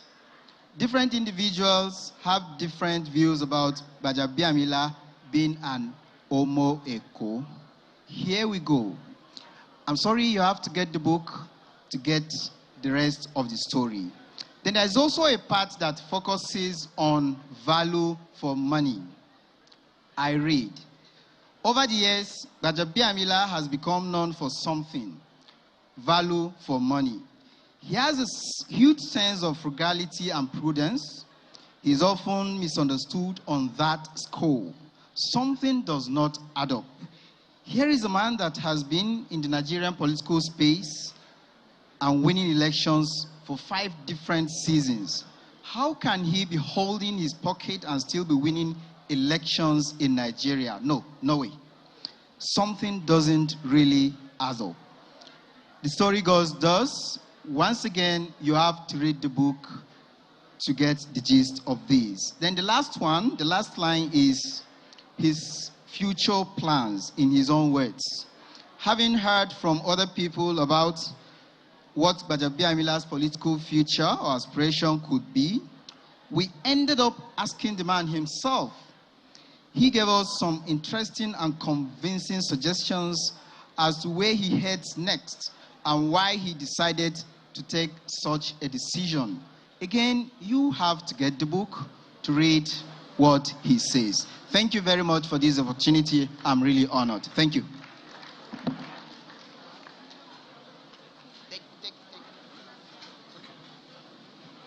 Thank you very much, Musa Krishi, of the Office of the Speaker, House of Representatives.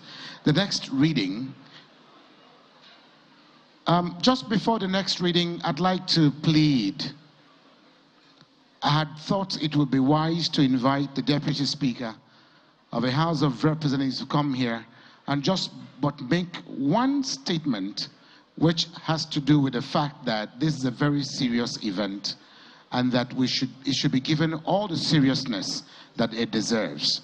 And so in the light of that, with the permission of the special guest of honor, the President, Commander-in-Chief of the Armed Forces, please allow me invite the Deputy Speaker, His Excellency, Honorable Ahmed Idris Wase, to please speak to his colleagues, members of the House, and other distinguished guests.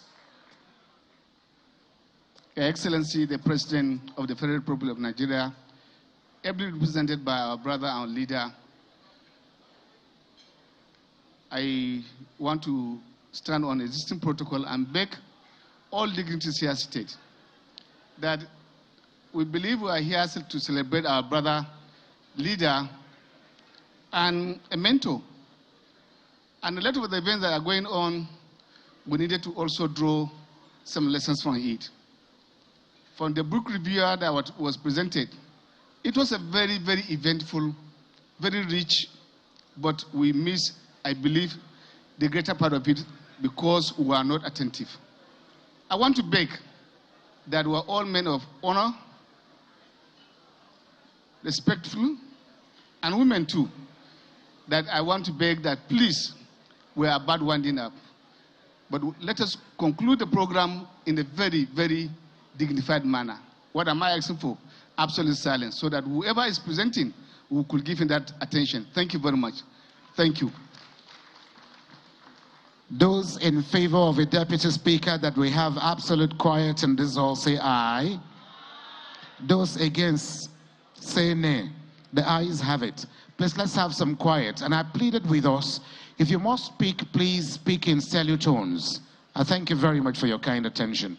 Moving on very quickly, the second reading, or the next reading from this same book, is going to be done by one of the authors, Dr. Charles Omole, a special advisor to the speaker. Can we have a round of applause for him, please?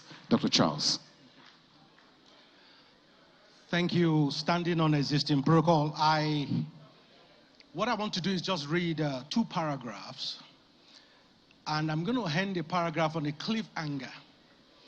And to find out what the story relates to, you have to get the book. So let me start. They were later to receive threats via phone calls and text messages asking them to discontinue their move so as to save their lives. However, because of their deep commitment to the entrenchment of democracy and their political courage, Gbajabiamila and his colleagues continued the struggle. Such was a great danger posed to Gbajabiamila by this struggle that he was physically attacked on the floor of the House by one of the proponents of the movement,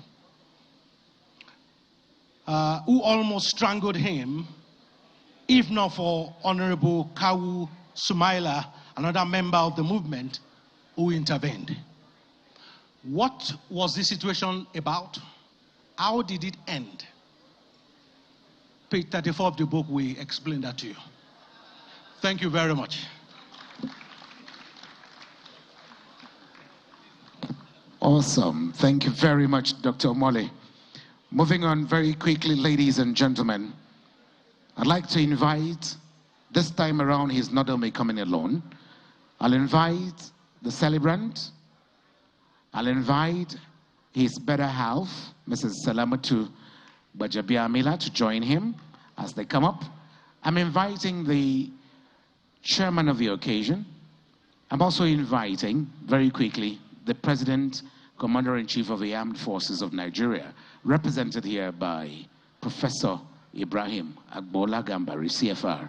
And he's going to be joined by the 2 deputy governors that are here. We don't want to make it too large. And then, of course, the man leading the Federal Executive Council at this occasion, the Secretary to the Government of the Federation, to please come up to this side of the divide for the unveiling of the book.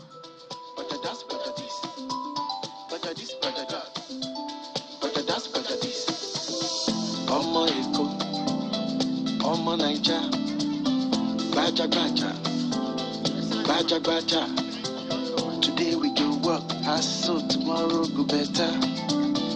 Any weather, Gbaja.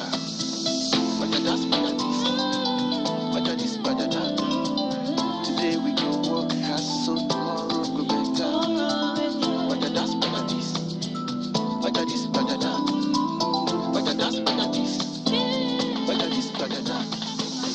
No be by might, no be by mouth. We got to learn together as one.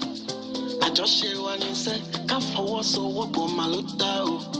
Orile dewane, ile babawani, everybody say. Deputy Speaker, House of Reps, forgive me, please. You're meant to be here, sir.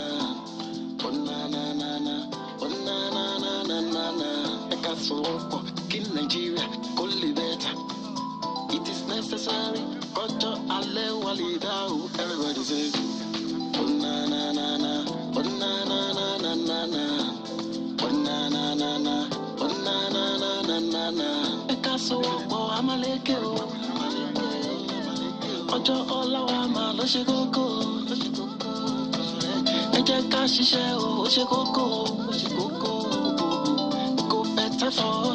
From the red ribbon, ladies and gentlemen, bring it down the music.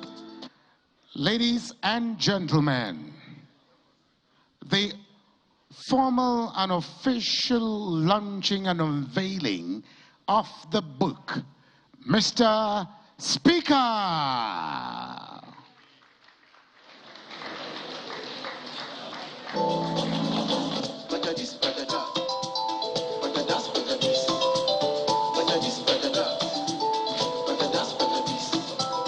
You can stand with it.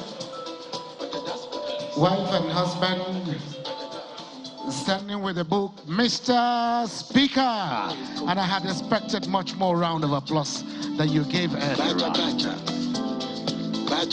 Mr. Speaker, the legislative life, service, and resilience of Femi Gbajabiamila, written by Dr. Charles Omole and Musa Abdullahi Krishi, forward written by Chief Emeka Nyoku, former Secretary General of the Commonwealth, CFR-CON. Another round of applause, please, as we move. Thank you. Can we have the pictures? If you're done, we'll be inviting them back to their seats. Can you please take your seats then? Mr. Chairman will lead the pack. Let's be mindful of going down the stairway. Thank you very much. Thank you very much. Congratulations, sir. Congrats. Congratulations, Ma. Congratulations, Mr. President. Congratulations. We can now have you stand, and then two at a time, one on this side, one on the other side. Chairman will still have to come back up, but after will be after this picture, sir.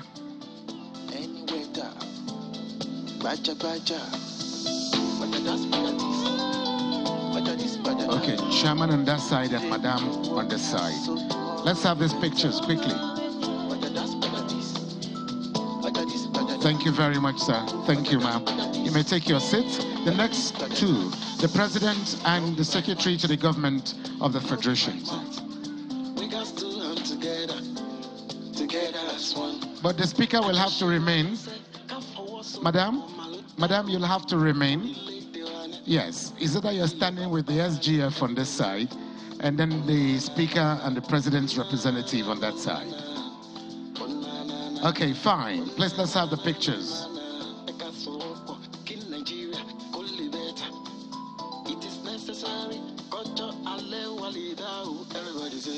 Okay, you're going to take one copy and please show it to the public. One copy each, hold it to their chests. We're replacing them as soon as we're done, sir. We'll replace the books back on the shelf because this is a bookstore and we're not giving them out yet. Yes, sir. So, Madam, a sandwich between the President. This is for a reason. Please, bear with me. Okay, fine. The Speaker, come to the center with Madam. Okay, in that case, let's move. We have a copy each. Can we hold yours to your chest? That way. All right. And this is the official presentation of the book. Mr. Speaker, the chairman of the occasion has gone to his seat. Hold on. Chairman, sir. Please bear with me, sir. I don't mean to give you this task of having to move back and forth, but I'm compelled by the circumstance. Please allow the chairman make his way up quickly. And please get him a copy of the book real quick. Let's get him a copy of the book, sir. Okay. Thank you. Thank you. Thank you, sir. We don't need to do this to the chairman, but bear with me, sir. Thank you. Ladies and gentlemen, music down. Music down. This is the official presentation of the book. Mr. Speaker, ladies and gentlemen, a round of applause, please. And then I have been asked to do this again. Protocol-wise, the President is a special guest of honor. He should be standing somewhere either close to the Speaker or to Her Excellency at the other end.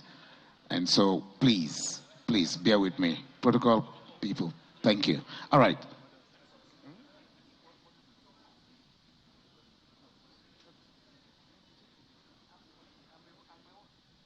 It's okay, sir. Let's have the pictures now.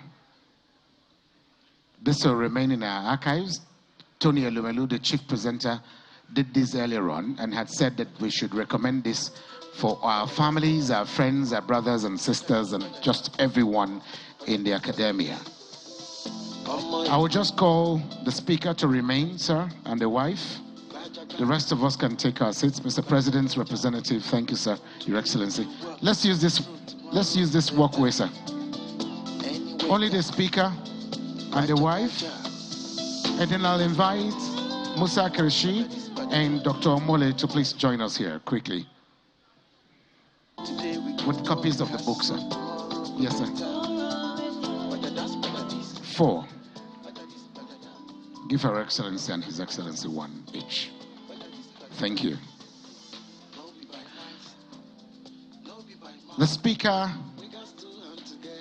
House of Representatives, in whose honor this book is written, and his very amiable wife, sandwiched between the two authors, Musa Krishi on this side and Dr. Omole on the other side. Congratulations. Can we have a round of applause for them, please? Thank you, Mr. Speaker. You may take your seat, sir. Thank you very much. Thank you, and thank you very much indeed.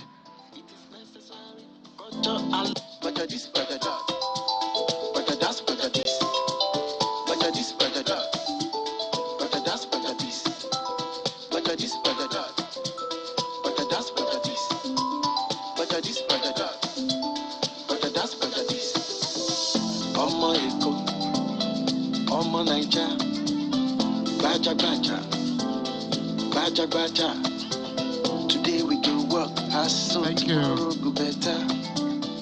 Thank you very much. Your Excellency, the distinguished chairman of this occasion,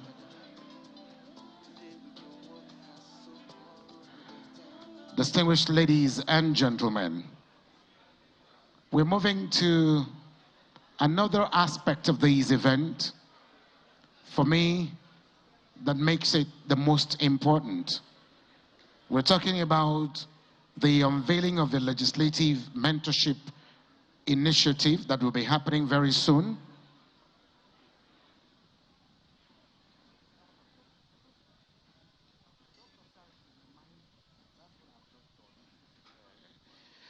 We're now talking about the launching of the book Mr. Speaker has written.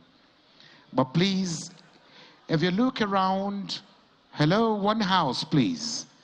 If I have your attention, there's a platform, Mr. Speaker, the Legislative Life Service and Resilience of Femi Gbajabiamila is a platform, and it's in every program brochure.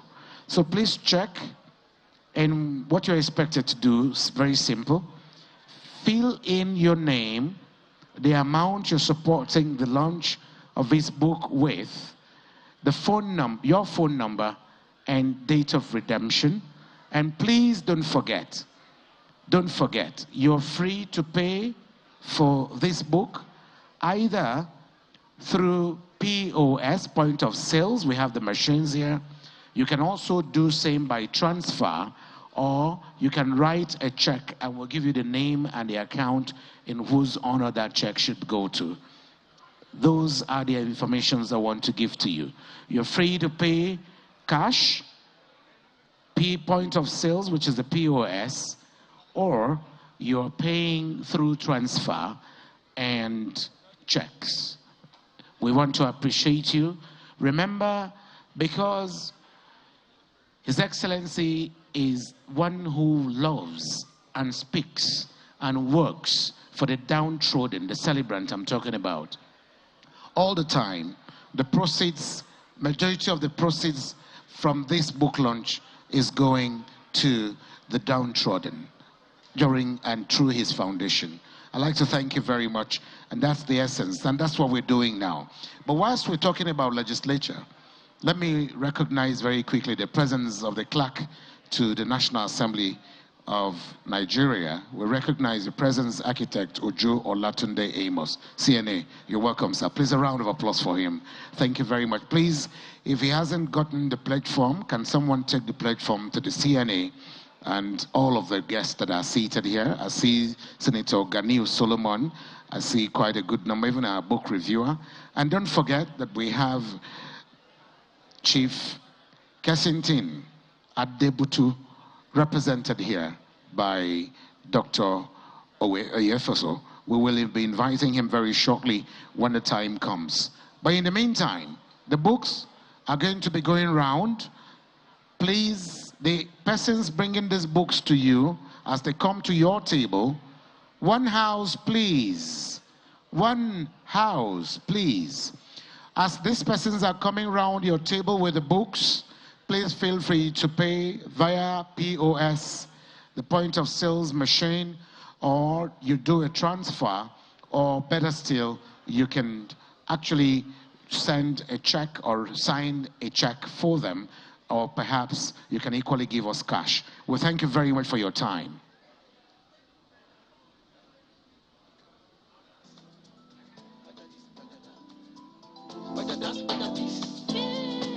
Now, because I know that we are all interested in finding out how much the cover price of this book is, I'll let the cat out of the bag, but not until after inviting the co-presenters of this book.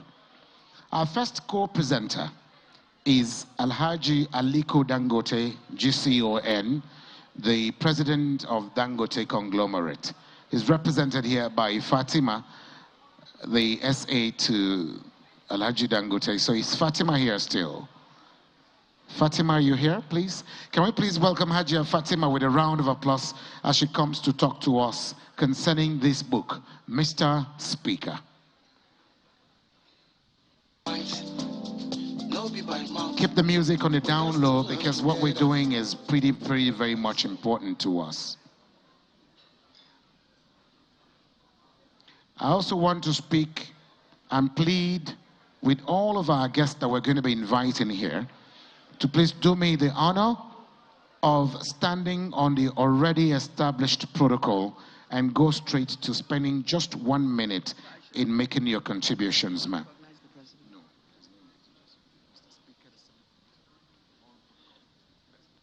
Okay, so I've been instructed on my protocols.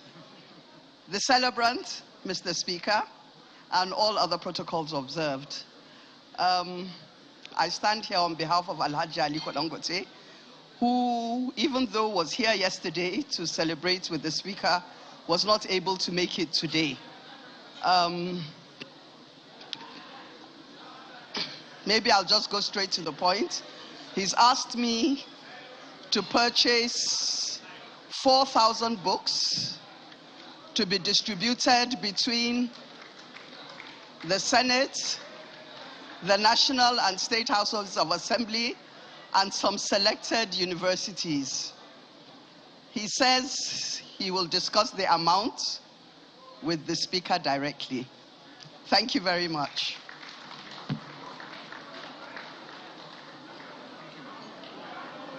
I'm so sorry, let me do that. Okay.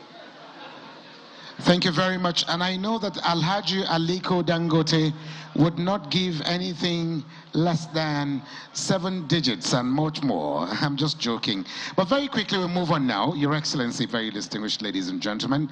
Our next co-presenter of this book, Mr. Speaker, is Alhaji Dahiru Mangal.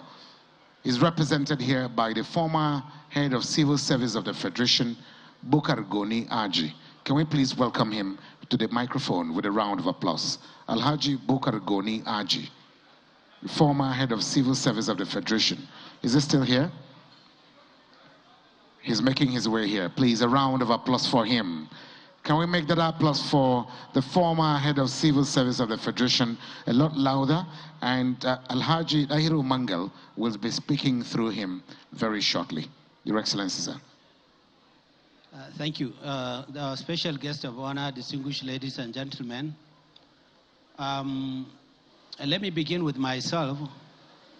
As a retiree, what we call a retiree's mite, I would like to purchase just 1 copy of the book at the cost of 1 million naira.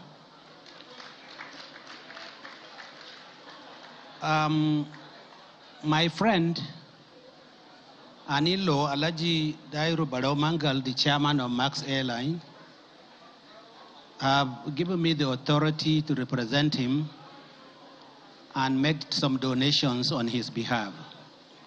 So he has asked me to purchase 3,000 copies of the book to be distributed in federal colleges of education and aviation institutions. So the price of each copy of the 3,000 copies, the price of each copy will be discussed between him and his friend. Thank you. Thank you, sir. Thank you very much, sir. Thank you. The next co-presenter is going to be standing here, but of course perhaps supported. But of course he is the leader, majority leader of the House of Representatives. Very vocal man and very organized. Honorable Alhassan Ado Dogoa is going to be speaking on behalf of all the 360 members of the House of Representatives. Can we please welcome him with a very resounding applause as he makes his way here? A round of applause for Honorable Alhassan Ado Dogoa. He's speaking on behalf of the Speaker as well and the Deputy Speaker, principal officers and all the members, both male and female members of the House of Representatives.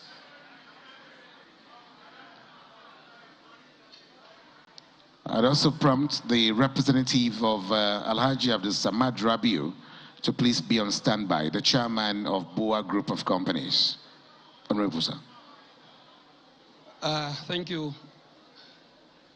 Distinguished ladies and gentlemen, I stand here on the mandate, individual and collective mandate of the 360 members of the House of Representatives, including the Celebrant, to announce a token of 36 million naira for 360 copies, one each for every member of the House of Representatives. Thank you, and God bless our boss. Thank you. Thank you very much, sir. Honorable Alhassan Ado Dogoa, speaking there on behalf of all his colleagues in the House of Representatives, leader of the House. Do we have the representative of Alhaji Abdul Samad Rabiu, the chairman, CEO, BUA Group of Companies? Do we have the representative? Fine. Okay, I see the majority leader making his way back to the podium. I think that is for a reason. For a very good reason, of course. I'm sure it's not going to be unusual. You know, I said on behalf of members of the House of Representatives. I forgot that two of us are not members, they are presiding officers of the House of Representatives. So I would like to announce specially on behalf of the Deputy Speaker, who is not just a member, he is a presiding officer of the House of Representatives, another token contribution of 1 million naira for a copy. And you can all understand why some of us are called members and others are called presiding officers. Thank you. Thank you very much. Those of you in agreement with Honorable Hassan, say aye. Those again, say nay. The nays that don't even exist in this hall. Thank you very much. Thank you. We're moving on very quickly. And I make bold, ladies and gentlemen, to invite the representative of one of our co-presenters that is not here. Oh, please, one more message from Honorable Alhassan Ado Dogoa. This one is what we call in the parliament legislative intimidation. The Deputy Speaker did not only ask me to announce for a 1 million naira per copy, but he has also redeemed the pledge with money cash. Distinguished ladies and gentlemen, on behalf of the members, our own will be at the end of the month. And you know what that means. This one is for the Deputy Speaker. Cash, of course. This is formal. It's formal. It's a book launch. What is there? He has pledged and he has redeemed immediately. Please, a round of applause for the Deputy Speaker. Thank you very much, sir. Thank you. We appreciate the Deputy Speaker. Thank you so much, sir. Thank you. Thank you very much. Well, thank you. We have actually just announced that if you have your cash that you want to pay, you may wish to do that. But they are moving the books around, so they'll come to your table and just pick a copy or the number of copies that you would want to pick, either as a presentation or that. But quickly, I'd like to then invite, please, if we have one house, If we have one house, it will help our business here a lot more. One house meaning we should have some quiet, please. I thank you. I now want to invite one of our co-presenters at this occasion. And this co-presenter is the chairman, Premier Lotto. Ladies and gentlemen, the chairman, Premier Lotto, Chief Kensington Adebutu, chairman, Premier Lotto, and our co-presenter, represented by Are Kola Oyefoso.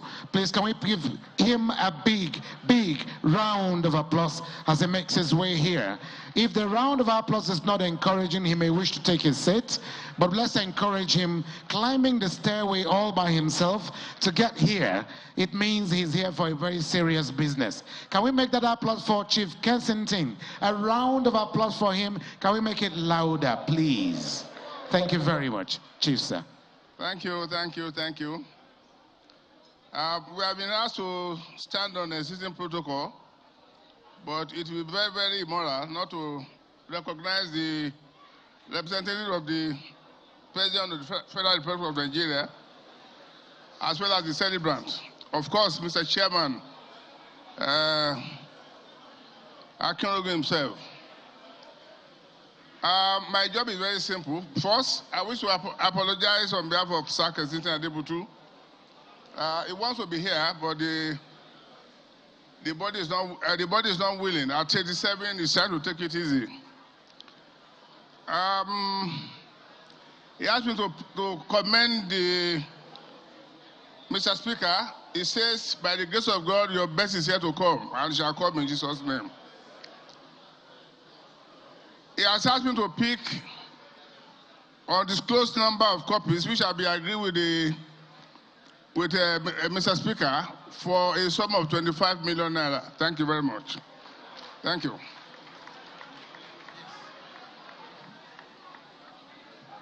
Thank you very much, sir. Are. Thank you very much, sir. Distinguished ladies and gentlemen, the Lagos State Executive Cabinet are picking 50 copies of this book, and for the prize of a cover, there's a cover prize. So we'd like to thank you very much, Lagos State Executive Cabinet. Thank you very, very much. Let me invite the former Chief of Staff to the Speaker of the House of Representatives, Honorable Sanusi Rikiji, who also doubled as the former Speaker of the Zamfara State House of Assembly. Your Excellencies, my mentor, the Right Honorable Speaker, distinguished invited guests, ladies and gentlemen, it is my honor and privilege to announce the purchase of 500 books by the National Assembly management. In the same manner, the National Assembly Commission have pledged to buy 200 copies of these books. Then the National Institute of Legislative and Democratic Studies will also buy 200 copies of this book, summing to 700 copies, and all prizes to be discussed soon. And on behalf of all the staff under the office of the Right Honorable Speaker, I want to pledge that we are buying 50 copies of this book at 2 million naira. Thank you.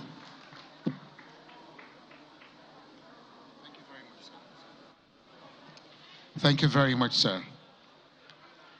Another co-presenter is the Executive Governor of Cross River State, Senator Professor Ben Ayade, but represented here by Honorable Legor. Honorable Legor is standing in for the Governor of Cross River State. Can we have you join us here? for your remarks very briefly. Please straight to the point, and please stand on the existing protocols. Your Excellency, our special guest of honor, we appreciate your presence here this evening, sir. Mr. Chairman, please bear with us.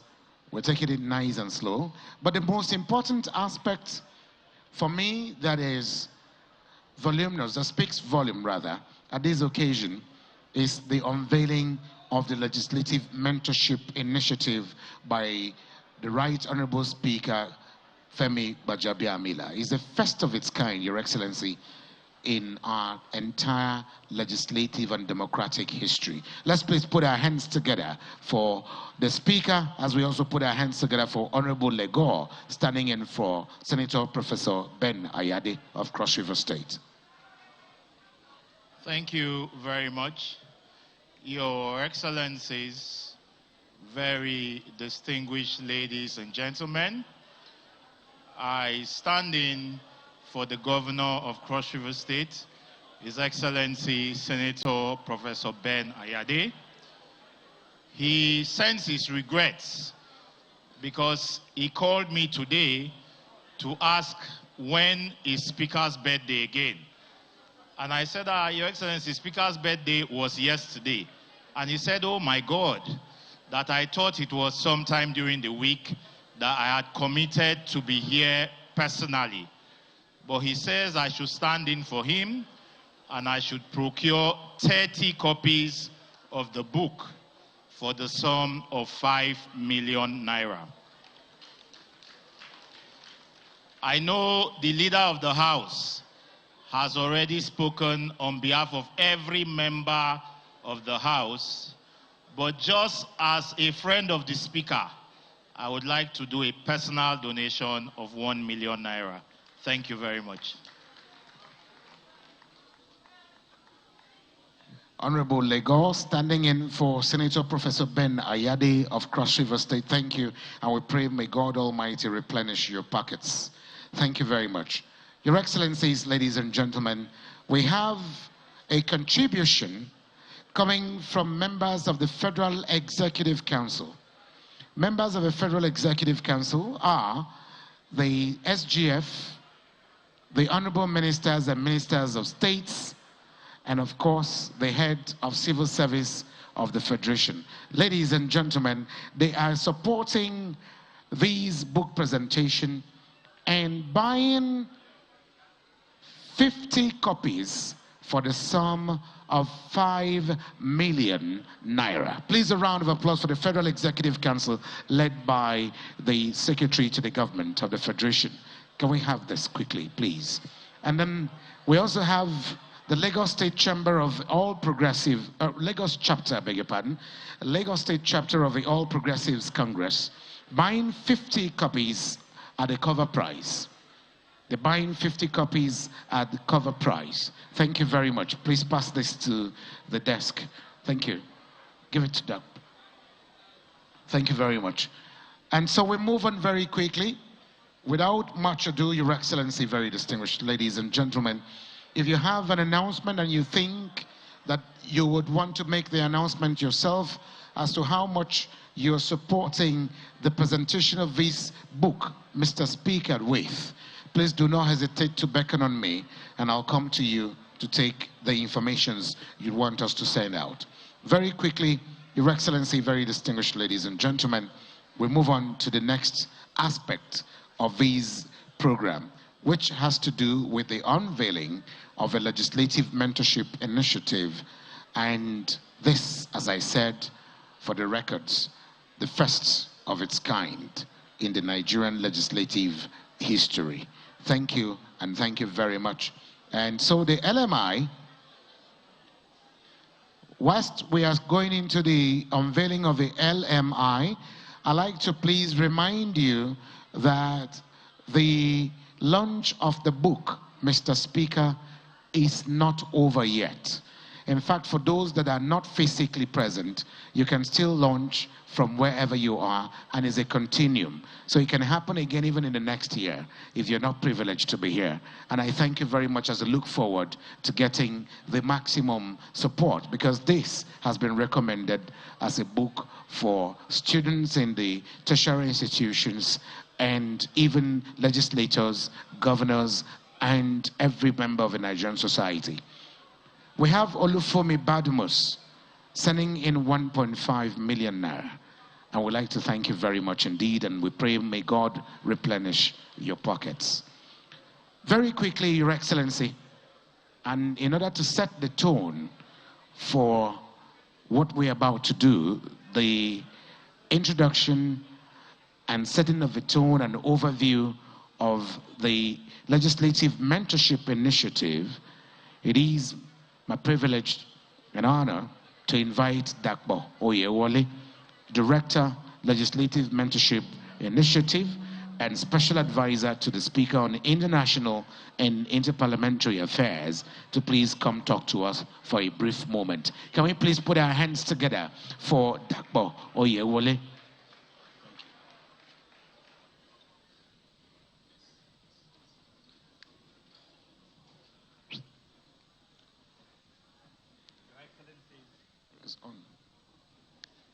Your Excellencies. Can we have the tabletop on? Your Excellencies, distinguished guests, ladies and gentlemen, good evening. In the interest of time, I plead your permission to stand on existing protocols. My name is Dapo Oyewole. I serve as the pleasure of Mr. Speaker as a Special Advisor on International and Interparliamentary Affairs. But today, I have the singular honor, thanks to Mr. Speaker and his vote of confidence, to speak to you as the inaugural director of the Legislative Mentorship Initiative founded by the Speaker, Right Honorable Femi Gbajabiamila. As you walked in today, you may have noticed a sign outside by John Maxwell saying, "There is no success without a successor." This is a very true statement. And if there's one key element of Mr. Speaker's personality and character, it is how committed he is to the success of others, and more particularly, to the success of the many young people to whose future he has committed his life of public service. In fact, if you look within Mr. Speaker's team, you will discover that majority of his aides are young people, where the youngest are just about 24 years old. This demonstrates today that this unveiling of his Legislative Mentorship Initiative is not a political stunt. It's not for self-aggrandizement. It's not a legacy project. Rather, it reflects the true nature of Mr. Speaker, his priorities, and of course, his character, which many people have spoken about today. Ladies and gentlemen, about a year ago, Mr. Speaker expressed to me the huge sense of burden he had for ensuring that our country's youth will have the right crop of capable, competent, and well-trained leaders, not just to unleash the enormous potential of this country, but also to shape a future that takes us to greater heights. And his rationale is very clear.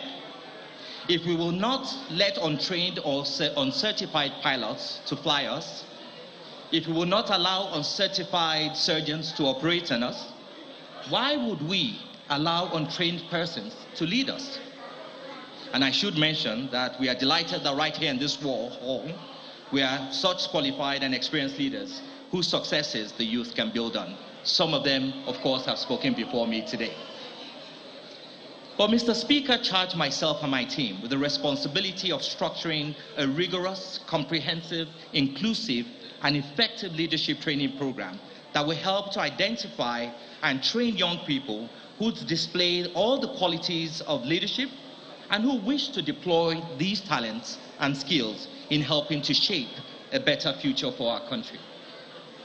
Since then, ladies and gentlemen, we have explored and learned from most prestigious leadership programs around the world and in Nigeria.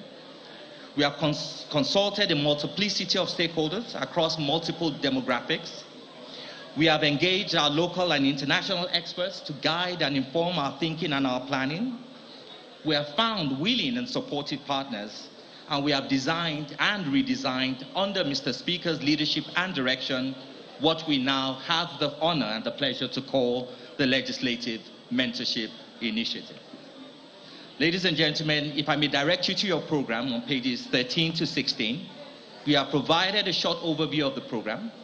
We have also placed copies of the brochure on your seats, which will provide more detail, particularly the technical detail about the program. But just to quickly say that the Legislative Mentorship Initiative seeks to identify, train, and equip a new generation of public sector leaders, particularly legislators in our country. It seeks to provide a unique opportunity for public sector leadership talent to be discovered, to be nurtured, and to be enhanced. It seeks to provide rigorous hands-on learning opportunities in the many areas of public sector leadership. Now you may be wondering, how will this work? Well, there are two components of the program. The first that we're starting with, which is the fellowship program. This is a program of 3 months of focused and integrated learning for 74 fellows, 37 male. If you want to clap, please go right ahead and clap. It's all welcome. This is a program that's going to be for 3 months of focused integrated learning for 74 fellows, 37 male, 37 female, from candidates from all the 36 states of the country, as well as the FCT. And we are actively encouraging people living with disabilities to apply. This will commence from July to November. The second one, which is the associate program, is similar to the fellowship program, but it also helps us to catch them young. And this is also 3 months, but it's focused on integrated learning for 26 associates, 13 male, 13 female, from across the entire country. And once again, we're encouraging people living with disabilities to apply. Now, what will they be learning is what you're wondering. The Legislative Mentorship Initiative curriculum will feature interactive and engaging training modules, captivating and transformative lectures, hands-on case study analysis and presentations, practical workshops, mock sittings, vital team building and networking activities. But also to make sure that they learn right there in the trenches, they will also be involved in embedded internships where they can learn from some of the excellent public servants that we have in the room today and some who are not here. There will also be a distinguished speaker series, and we also hope that some of the eminent people here will come and talk to our young people about how to be better leaders. But we're not going to leave them alone. We're going to hold their hands, and with the support from all the people in the room, we also hope we'll be able to find public sector jobs for these young leaders to start leading immediately they graduate from the fellowship program. Ladies and gentlemen, in the next few minutes, our partners who have seen the passion, commitment, the technical rigor, and the sense of seriousness in which Mr. Speaker has led the design of this initiative will express their thoughts and their reflections on the importance of the LMI. But they will also talk about the impact it can have and how it can transform our nation. But before that, ladies and gentlemen, and this is very important, it will be remiss of me not to mention how that irrespective of Mr. Speaker's Herculean commitments, being the number 4 citizen of this country, the Speaker of the House of Representatives, the parliamentary representative of the teeming masses of Surulere 1 constituency, a husband, a father, a son, a brother, a friend, and a mentor to so many of us, he has continued to make time over the past 1 year to pay full and complete attention to every fine detail of how this initiative has been designed, to ensure that it is not just fit for purpose, but it achieves exactly what he designed it to do, which is to unleash the leadership potential of this country's young people and to shape a better future for all. Please give him a round of applause. Mr. Speaker, sir, thank you for your leadership. Thank you for the inspiration that you are to many of us. And on behalf of a grateful younger generation, myself included, thank you for putting us first. You are not just a true leader, you're a leader of leaders. And we also want to thank his supportive wife, Mrs. Gbajabiamila, who spent long hours with us in strategy sessions, helping to ensure that this is a success. Please, a round of applause for them.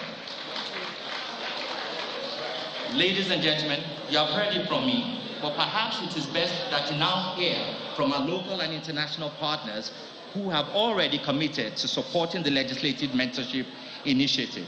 And let me just announce that just a few minutes ago, we received confirmation from the European Union that they will also be supporting the Legislative Mentorship Initiative through the Albino Foundation.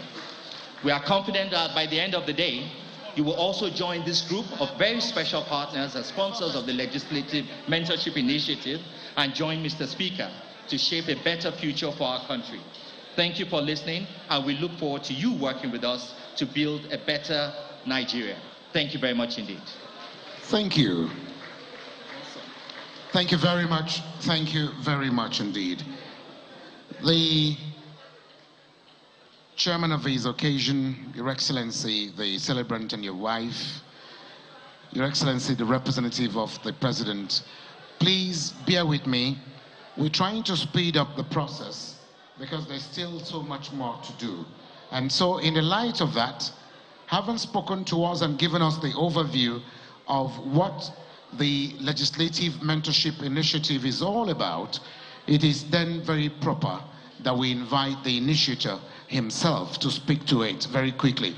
And therefore, like to, with all humility, invite the number 4 citizen of the Federal Republic of Nigeria, Your Excellency, Right Honorable Femi Gbajabiamila, to step up to the microphone for a few minutes of your remarks, and then after which we'll also be taking a remark from the First Lady of the Federal Republic of Nigeria. And Sani Zoro is standing in for him, a seasoned journalist and a veteran one at that. Your Excellency, the Speaker, sir.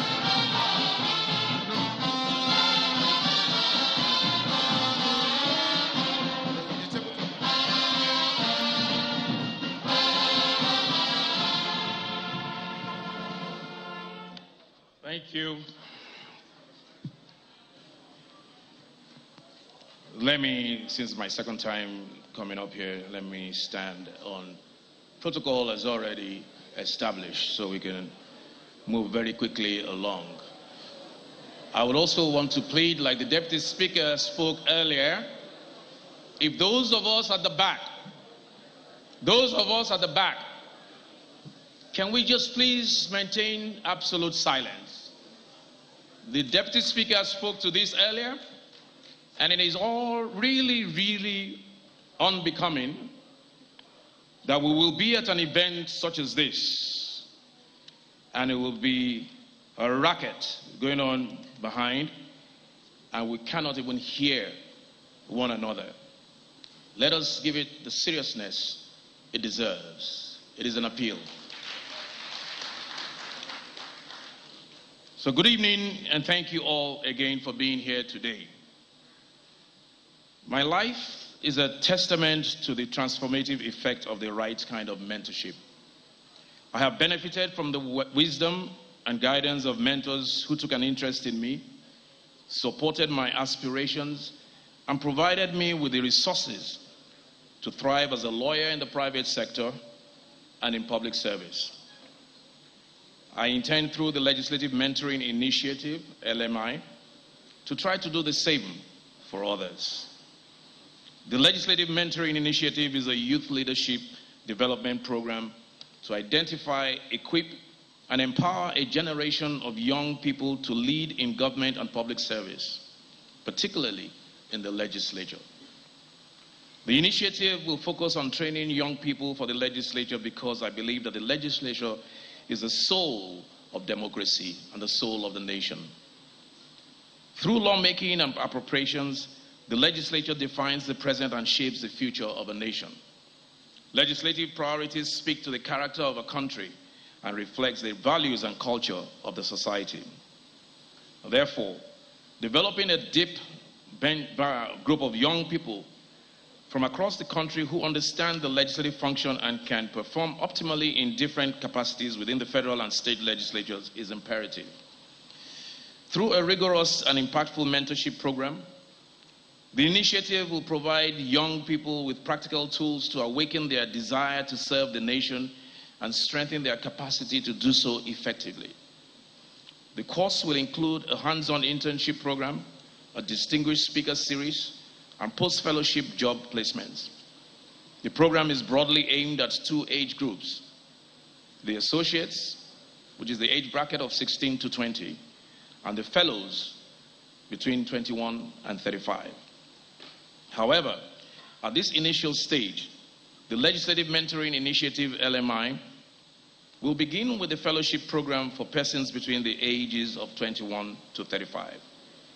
There will be a total of 72 fellows, 1 male and 1 female, selected from the 36 states in Nigeria and the Federal Capital Territory. We will make a specific effort to ensure that persons with disabilities are included in this cohort and every subsequent program. I encourage all young people between the ages of 21 to 35 who wish to serve in the public sector, especially the legislature, to apply for this initiative. It will be ongoing. It will be a yearly program. And I am determined to ensure that the Legislative Mentoring Initiative births a new crop of leaders to take our country forward.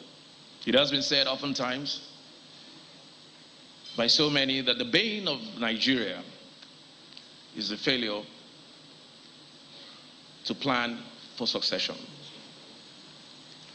Tomorrow is not the future. The future is now, and our young people are that future. I ask you all to join me in this initiative to develop a new generation of public sector leaders who possess the character and demonstrate the capacity for excellence in public service. On that note, ladies and gentlemen, it is my pleasure and a special honor to present the Legislative Mentorship Initiative to announce that applications are open, effective immediately. Thank you and good evening. Thank you very much. Your Excellency, you're not going down yet. If you don't mind, I don't have such rights to keep you up here. But for the exigencies of what you're doing, we're going to be unveiling the Legislative Mentorship Initiative by your humble self at this point. And I there invite your wife, Mrs. Gbajabiamila, to be joined by the President's representative, the Deputy Speaker, and the Chairman of the occasion.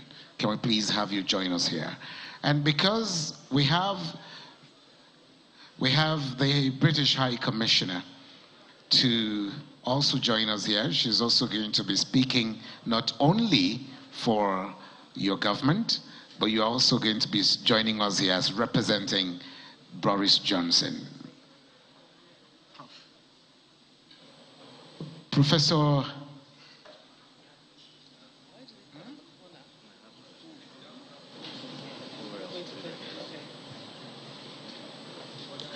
would like to invite the country representative of the United Nations Development Program, Mohammed Yahya, to please join us here as well for the unveiling. Thank you. I'd like that we stand close to it. There are no fireworks, so there's nothing to be scared about.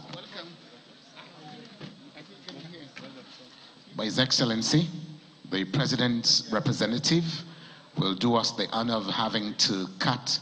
You're going to first cut the ribbon, and that will launch the official unveiling. Yes. Yes. Please, can we have His Excellency on this side? Your Excellency, sir, and wife.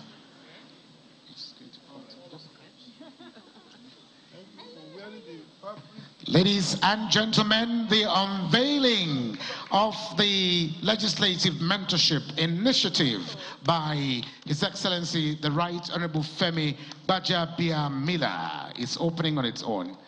Just watch it. It's opening, and this is it. This is the formal unveiling of the Legislative Mentorship Initiative.